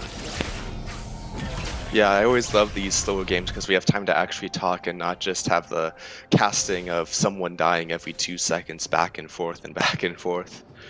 One thing I want to point out is I always like to look at these builds as well to see what people are building. We see Sylas is going to go for that CDR build that I was talking about, but interesting enough, the Nunu is going to have a Boots first build here with the Null Magic Mantle and Boots of Speed. He did complete a Stalker's Blade, but he isn't going to go for the completion of that first like the Sejuani is. So that extra 25% health, I guess he's just deciding isn't worth it, just so that way he can get CC'd for 35% less. Yeah, and Memo getting incredibly aggressive in his positioning here. In fact, is starting to get caught out and poked down just a little bit there. But there is the Dark Binding coming out and catching the Jinx. But it doesn't matter because Tom just eats her here. And in fact, here comes Relinquement. Here comes Nunu, in fact. The flash is blown by Villain as they try to get away. Morgana goes down here. Now Uldo is left as a Gray Shield. It doesn't even get popped by the content before now. The Morgana and the Vayne get a kill onto their bot lane. That's such a powerful power play there. The two of them starting up that fight, even with those lower health bars, and managing to pull it ahead with the Nunu coming down.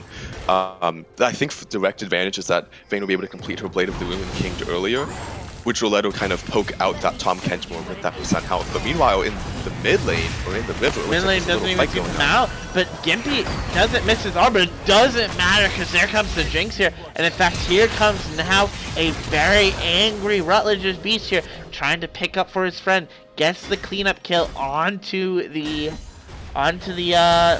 Vayne, and now that evens sort of the bot lane out just a bit and gets Rutledge even farther ahead. I think Rutledge is just gonna keep focusing on. I think Active Rush should focus on getting Rutledge ahead. He does have the most kills on the team, and a late game Sylas is something that no one wants to be ever against. But on the side of Midwestern Gaming, they're doing pretty smart. They're letting Ornn stay top and not putting too much double pressure. Flash outplay there by Deathworm, flashing back after he makes Breakfast Time commit there, but is now forced to back off a lane and gonna have to burn his teleport. Otherwise, a ton of damage is gonna be dealt to his turret, but it doesn't look like he was able to complete the back as Nunu comes to stop him now. And now we can see here on the top lane the chase begin, but it doesn't matter. Z-Griff just burns it and gets away here. As now Rutledge on the backside double burns both the Sums here, but now this isn't good here. Bischoff gets the kill there. Rutledge getting a little bit too aggressive, doesn't get the full combo off and dies for it. Oh, but it doesn't matter here because here comes Deathworm pulling the die risk here, teleporting late to lane here, gets the shutdown on the Ornn, and gets the double kill onto the Nunu. I have to say, that was a little bit of a throw there and a miscommunication by the sub jungler and Breakfast Time. Yeah, I was very confused by that. I understood them taking the turret plating, and then Ornn goes to actually go for his E knockup onto the Jax, which could have made sense if the Nunu was there charging an ultimate or preparing for that fight. But Nunu actually started backing out and had to turn around and come back in. Also, Deathworm just took 3 tower shots for no reason whatsoever. Yeah, I'm not gonna question it. I saw that too. But very unfortunate. Getting that. Yeah, getting back to that point, Nunu also just kind of, it seemed like he just tapped his ultimate instead of holding it down and charging it all the way up. So I was kind of a little confused by that as well. But I'm guessing he probably got hit by the edge of that Jax counter strike and had to just, you know, forcibly stop it. But at the end of the day, looks like it was a not even a 1 for 2, that was an 0 for 2 in the top lane. However, mid lane kind of balanced it out with Bishop getting that solo kill onto Rutledge. It's a very close game here, as you expect from two playoff teams here in this game, with Midwest Express vying for a playoff spot at the bottom of the bracket. This could be theoretically a second round matchup, and in fact, here comes Breakfast Time. Gonna have to be a little bit stylish here. Gets stunned up before his ultimate goes off. Doesn't have anything here to go. In fact, it's gonna fall here, and Nunu is just a bit late. Can't get up to his friend in time before he drops again here, and that's now a 3-in-1 Jax. That is not a good thing to see. Definitely not, and especially since I think with that amount of gold, I haven't been able to check those gold amounts just yet. I think that should be enough for him to get into his yeah, it is just enough. Oh no, he's not. I was gonna say it's just enough for him to get into that. But Vayne pops her ultimate here. Now he's gonna start running here. Decides not to pop it here. Stallion Zilean trying to run away here. Starts to get the true damage off. Doesn't seem to matter though. But here comes Sylas, a very angry Sylas, stealing the Morgana ultimate, and now gets the counter here. But the great memo, Dark Binding, to stop it here. And here comes the Nunu. This doesn't matter here, no matter how much this fight continues to happen. Rutledge is caught out just a bit. Gets stunned up. Gets a full combo of that Numal Blast to the face. Falls down. Ultimately a 2 for 0 here, and now Gimpy's just a bit caught out of position. Gets blast combed away by I'm King, and that's the end of that fight. I was kind of hoping that someone had some clown music, because that was definitely a fiesta. Kind of just like just they all decided to pull the trigger at the exact same time and all kind of collapsed on the spot. All in all, though, well played by Midwestern Gaming. Actually extended the lead from 200 gold to 2,000 gold. Definitely something that can push them ahead. Most of the kills, it seems, are on the Xerath and the Morgana. The Morgana isn't too good of a person to put the kills onto, but for the Xerath, if he can get ahead just enough, the team can kind of play a peel the Xerath comp and let them just destroy backlines with the poke. Yeah, I really have to point out how much I loved seeing that memo Dark Binding come out. That's what really turned the fight there. That Dark Binding let the the ultimate that was stolen from Morgana get the opportunity to get them the Vayne and the Morgana away, to allow the ult to fall off and now re-engage it. Yeah, and now seems like there's gonna be a fight in this bot lane with the Nunu looking for another lane gank, but seems like they have that Active Rush does have 4 in this bot side jungle. Definitely gonna not be as small of a fight. But definitely the big next contest is this Mountain Drake that's going to come up. Active Rush does have priority with that Scuttle Crab setup, and all the works is controlling around it, but Midwestern can easily just make a quick little play, probably pick off 1 or 2 people, and then just go in for the kills. Yeah, man. Yeah, looking at this right now, it can be a little bit of that tension rising up here. Nunu, though, on the backside, trying to figure out where he wants to go. Looking for a lane gank, in fact, because here he comes rolling the ball down. It's a Nunu bot. Here it comes, and Rutledge was not aware of it. They counter the ult, but here comes Gimpy this time, actually here in time to answer it. There's a counter for counter. The Z-Grace falls there to that empowered absolute 0 there by, I guess, the Stylist. Is that how you put that properly? Anyway, there goes the Dark Binding coming out, catching the Tom Kent, but it doesn't matter here because it was aimed for Villain on glass this year, and now she starts to run a ton of damage, being just by a couple autos there. Jinx being brought down to half health, and there's the follow-up combo trying to get Bischoff, but it doesn't really matter there. Relish is doing a great job dodging that Q, but doesn't do such a great job dodging the AoE drop, this, like what I call basically the Xerath version of Starfall, right onto the face of the Rutledge's Beast. And now on the top lane, the trading continues to happen here, and because of that play in the top lane now, Deathworm is in complete control of this lane. I don't think the action's stopping just yet. We see a massive Nunu ball coming into the spot lane. Oh, here comes another. Yeah, but they just call it off last second. They're very interesting. I wonder if they're trying to gank, counter it there. but maybe they thought the Sejuani was going to do their great job by Gimpy predicting where that next gank was coming here, because Nunu is still wandering around as well as Memo continues to try to poke it out. But, ooh, that was a ton of damage, and they now see Gimpy here, but here comes the Nunu to really counter and stop that engage here. Now Rutledge starting to jump over here in turret range here. This could end up very badly here for one of them. Bischoff actually about to fall. There's the barrier being popped, and now there's the ultimate getting countered back and forth here. Gonna have to do a little do-si-do. Can he get away? 1, 2, 3, 4. Gets it on the last one. I don't know if Bischoff got a little bit too away from it there, but falls on the last tick after doing such a great job dodging them. And in fact, Breakfast Time is about to fall. There's the ultimate for ultimate. The knockout comes out, but that's all that matters. Breakfast Time having to burn his ult to get away. At the end of the day, I think that's it evens up everything across the board in terms of both kills and gold. Only advantage that ActiveRush have is this Windrake coming in. That was just an insane set of around the play, around the map action happening. But it seems like we're not finished just yet. I guess you got to get back to talking with the Sejuani and the Tahm Kench ultimate coming down. Morgana getting that stun off. Silas coming in with the stun, managing to hit almost everything. Sorry, there comes a bit of the ult there. It looks like he's going to get away. Memo, last second stopwatch freezes it there. And that is the end of that. A lot of tension there burns, but nothing else stops from that. Well, actually, one of the things, I wonder if Breakfast Time's going to be able to get this turret. Looks like not. Instead, it seems like Deathrone's going to instead have Ornn's number and just follow him down this lane. 1, 2, 3. Will he go for the tower dive? Yeah. Breakfast Time Decides not getting to. a little bit of deciding to turn away from the tower point. In the meantime, it looks like Nunu's coming up just to kind of turn this around. Yeah, here comes the Deathworm. Deathworm's popping his ultimate. I don't think it's going to matter. There goes the Counter-Strike trying to get away, but gets stunned up in return here. Seagrass now starting to beat him down like a dog. Just a lead strike away and just gets away.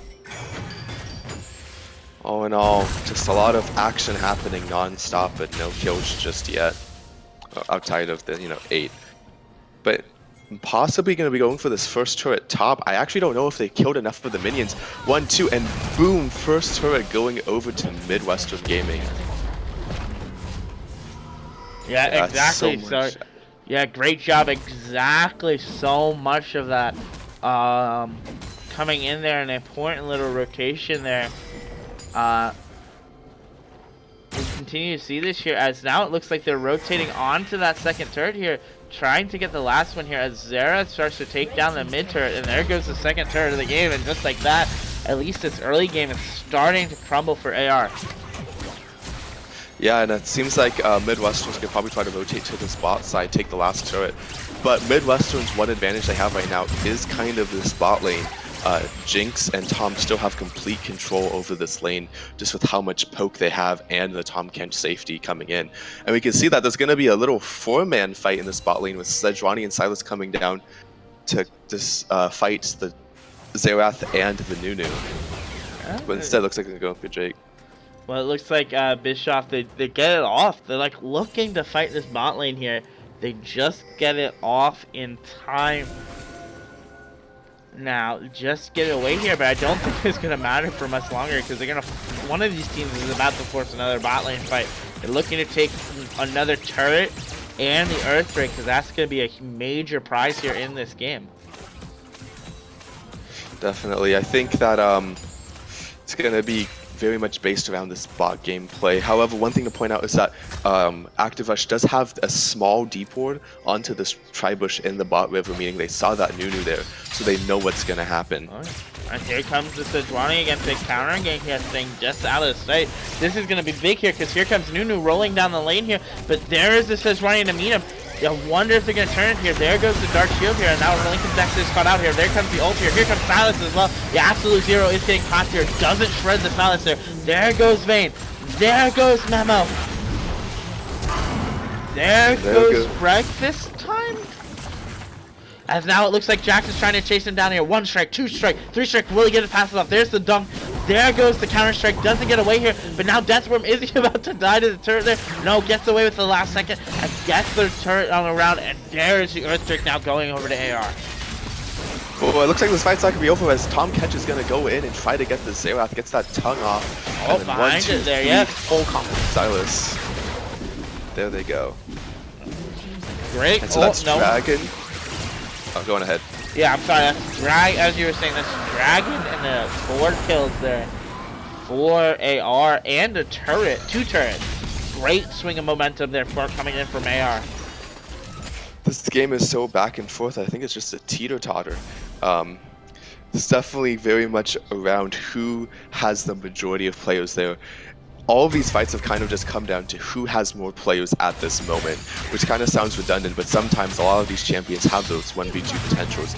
But in this game, they just kind of, the moment that AR gets one extra person, or even evens it up, it seems like they always manage to pull out these advantages. They have really good control of the opponent's ADCs. In that last team fight, I don't know if you saw it, but the Sejuani hit the ultimate onto the Vayne, meaning that she couldn't dish out all of her damage just yet, kind of delaying that percent health damage onto Sejuani, letting her live for just long enough to kind of start doing all of that hard CC that she brings to the table.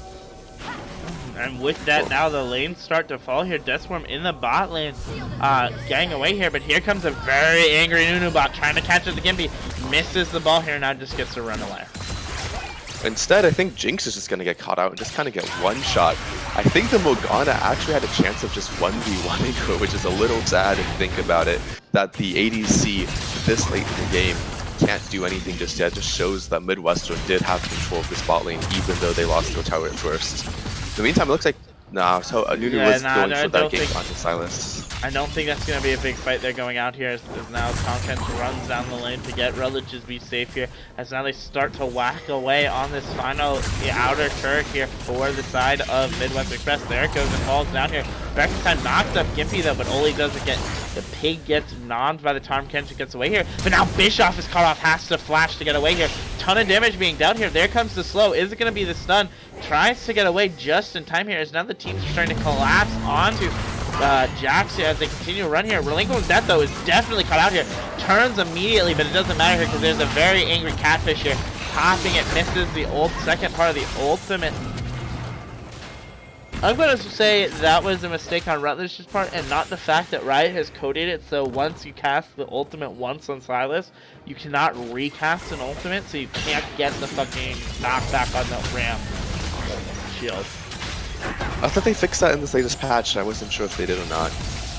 That would be incredibly broken.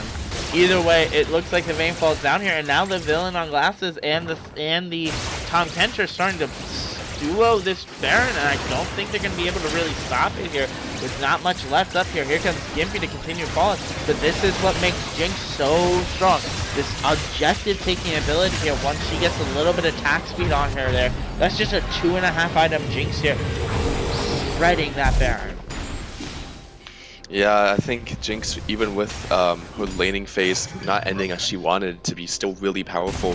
At 2 items, I think she actually has just enough gold to almost to finish up that 3rd item. A couple hundred more gold and she'll be able to get to that point. And 3 item Jinx is going to be really scary. But on the side of Midwestern Gaming, one thing to point out is the fact that Vayne now has the completed Jinsu's Rage Blade, meaning if she gets that fully stacked, that everyone will just be deleted if she manages to get protected.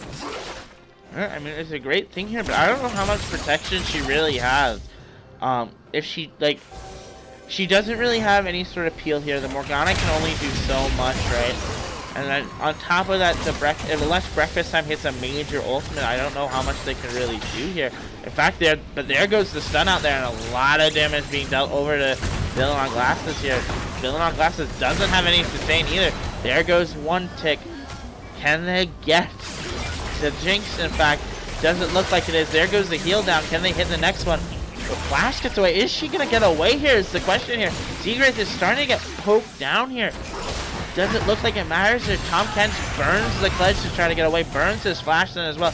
All that's left is the Grey Health here. As now Zegrath is actually about to get stunned up here. As it doesn't seem to matter because in the bot side of the map, Gimpy and Rutledge, the old Conqueror Academy duo partners, just trying to get away here and absolutely annihilates Bischoff K. And decides to take the inhibitors. Now the turret is finally opened up here. Vayne looking to get something here, but the ultimate pots, I don't know how safe this is here to really continue onward. That was an amazing play by ActiveRush. Insane macro on their part in terms of having the Vayne. Not having the Vayne, and while they saw the Jinx being chased down, they understood Tom would be just enough to protect him, and instead devoted the other 3 members, 1 top, 2 bot, and managed to take an inhibitor out, which is going to be really powerful, especially when Baron comes up next, just because with that inhibitor down, they're going to have, Midwestern Gaming will have to send 1 bot to counter their super minions, meaning there's going to be 1 less person able to contest that Baron. Yeah. There's the recalls completed here. I really feel like, even though this game is decently close here, it's like really hindering on one last team fight. Like I really feel like Rutledge right now and Villainous Glasses really can just end this game in the next team fight here if they happen to get a kills onto the priority targets here of Midwest Express. Definitely with those 2 kills, I think they'll be able to just storm through the bot lane and win. But on the side of Midwestern Gaming, they actually managed to unlock some of their potential in that Xerath. So I think if the Xerath is able to be free poking left and right and just chunking down that Jinx as you saw in that last little like poke thing that had happened, then they'll be able to win these fights actually and be able to take more than just the 2 outer turrets. But for now, ActiveRush does have that Baron, so they're just going to have fun having that cannon minion just kind of poke down. Yeah, and there is Rutledge stealing away the Nunu ultimate, and then on the top side of the map that we've really kind of left alone here, you really hate to see it here, but that just one little throw there by the Big Rays and Breakfast Time has really caught it here, and there's the Xerath getting stunned up and disappearing by the Jinx here. Now there's a very excited Jinx here in the middle of the team fight there. Nemo almost getting knocked up. There goes the Zonius to try to pop it. Here comes the Absolute Zero to try to save him here, but it doesn't look like it's really going to matter much. This could be the end of the game, folks. There goes Jinx though, as now the team starts to throw it, looks like there goes the shutdown onto the side of Daddy Azillion. Now Daddy Azillion as well is going to start to fall, and there is the 4 for 2 throwback there. That is not what you want to see for this game. I thought ActiveRush was going to win that whole game, but true to their name, they decided to give Midwestern a rush of adrenaline, who then just kind of turned around those team fights and just kind of picked off those members who stayed for just a little too long with those low health bursts. They should have just taken those 2 kills and ran with it. And instead, it looks like Midwestern Gaming is going to be able to get an extra turret in this mid lane. Definitely something that they would want to kind of open up this map a bit. Sejuani just sitting there enjoying life. But one thing they do have to worry about is this bot wave that's just going to be constantly pushing in, and this top wave seems to be having an advantage towards the side of ActiveRush, meaning that's going to be at that base turret extremely soon. So they have to have someone to deal with that. But while they're dealing with that, in 1 minute, Baron comes up, meaning that they're going to have to like kill out bot, push out bot as much as they can, then rotate back top so they can have a 5v5 fight in the Baron pit. Yeah, well, the one benefit you're having in that situation is with Breakfast Time starting to push out this top lane. By the time Baron spawns, this next wave should be bouncing and pushing into them, so they don't have to worry too much until the team gets away. Ooh, you hate to see it, Memo burning the Dark Shield, but that doesn't stop the ultimate from getting stolen here. And in fact, Rutledge's Beast is seeking this out here, but does get caught out there. Rutledge is about to disappear in 3, 2, 1. Can he get away here? There's the stun to go back in. Derek continues to get back in. Rutledge gets eaten up here. Here comes the team fight on the backside. Nemo gets the lockup here. This is a throw for the Ogers folks here, as now Jackson's GA gets popped here. They're trying to zone him out the best they can. There goes the Vayne here. Now Rutledge, Desmond is back up here, trying to get away here. Triple kill? Triple kill. Quadra? Quadra? Will they let him have the Penta, or they're just gonna deny it and get the guaranteed game end instead? Oh no, amazingly played there by Villain and Glasses. Villain and Glasses just switched to Rocket for him, and like I said, once they got grouped up and you had that Lunan's Hurricane, they were just able to kind of have those splash rockets to lead everyone in the back line. This is the end, folks, of the game, and this is what I think really separates AR from the rest of Duo Esports. Not just bronze, not just gold plat, but the iron, bronze, silver league here. We just saw they didn't have the best of an early game, but their macro play has been immaculate this season. They really, after the early game ended, they really controlled the map. And I think we saw that last season with Conqueror Academy, with Rutledge and Gippy heading it up there. And they continue to show that why they are one of the most fearsome duos in Duo League right now. But we have ended the stream now. This is the third game. We're finally somewhat on track. We went from like 20 minutes over to 10 minutes over, and now we're 5 minutes over. So let's just take a moment here. We can talk about the stats very quickly here. Looking at this, the Grasp damage coming out, a ton of damage being dealt by the Xerath. Great job by him. But just at the end of the day, those tight quarter fights with the Xerath isn't going to be working well if you have someone who does just as much AoE in the Jinx and the Jax. And the Vayne as well did a great job actually out-damaging the Jinx, but just couldn't get it together in the last couple fights. I was gonna say, if I was wishing that Riot had this way of showing damage done per section of the game, like every 10 minutes or so we could see how far ahead the Vayne and the Xerath were compared to the Jinx, Sylas, and Jax. And then after that one failed top lane gank, how much more like everything shifted kind of in AR's favor more and more. One thing I actually want to point out, which I just saw, is total damage dealt, physical damage. Jinx did 196,000 damage. Second highest would be the Vayne at 105,000. So doing over 80,000 more physical damage in the whole entire game, showing she CS, took turrets. She did good damage, just not onto the champions. Yeah, I mean, I think what you really saw, like that's like just like the benefit of getting excited, right? Once you get excited, turrets start to shred down. But let us quickly go over the vision score and the control wards purchased here. You know that's such an important part of Duo Esports here. Great job by, Daddy Zillion here. 60 ward score on a 30-minute game, almost 2 vision score per minute. Great job by him. And most importantly, everyone bought a pink ward. Well, one thing I want to point out, actually, you talk about vision score, is that the fact that between the Morgana and the Tahm Kench, Tahm Kench only placed 1 more ward than the Morgana. So in my thought, the real reason why his score is so much higher is, for those of you who don't know, vision score is calculated by your score is increased by 1 for every minute one of your wards shows a champion that would not normally be shown. So what this means is that the Tahm Kench were placing extremely vital wards that showed an enemy champion where they were when they didn't realize that they were being spotted out, meaning that his ward score got 20 extra points higher than that Morgana. The more you know, folks. Place those wards in places that will get in the jungles to get those enemies seen.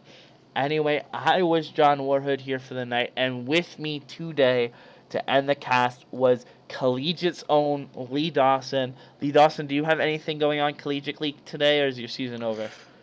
Our season ended. We had our Teemo Cup, but sadly we had enough players kind of had to hop out just because of personal situations that we had to forfeit that match. So we are done for the season, ended 7th place in the Western region, 1 away from playoffs. So good amount of fun. Hopefully next year we can make playoffs for the first time ever, and maybe you can see us on a Twitch stream on Riot Games one day. Yeah, exactly. As the director of esports for LIU, I will be more than happy to beat you guys up on a Riot stream. Anyway, folks, come back tomorrow, 6 p.m. Eastern Standard Time for the first match of the game.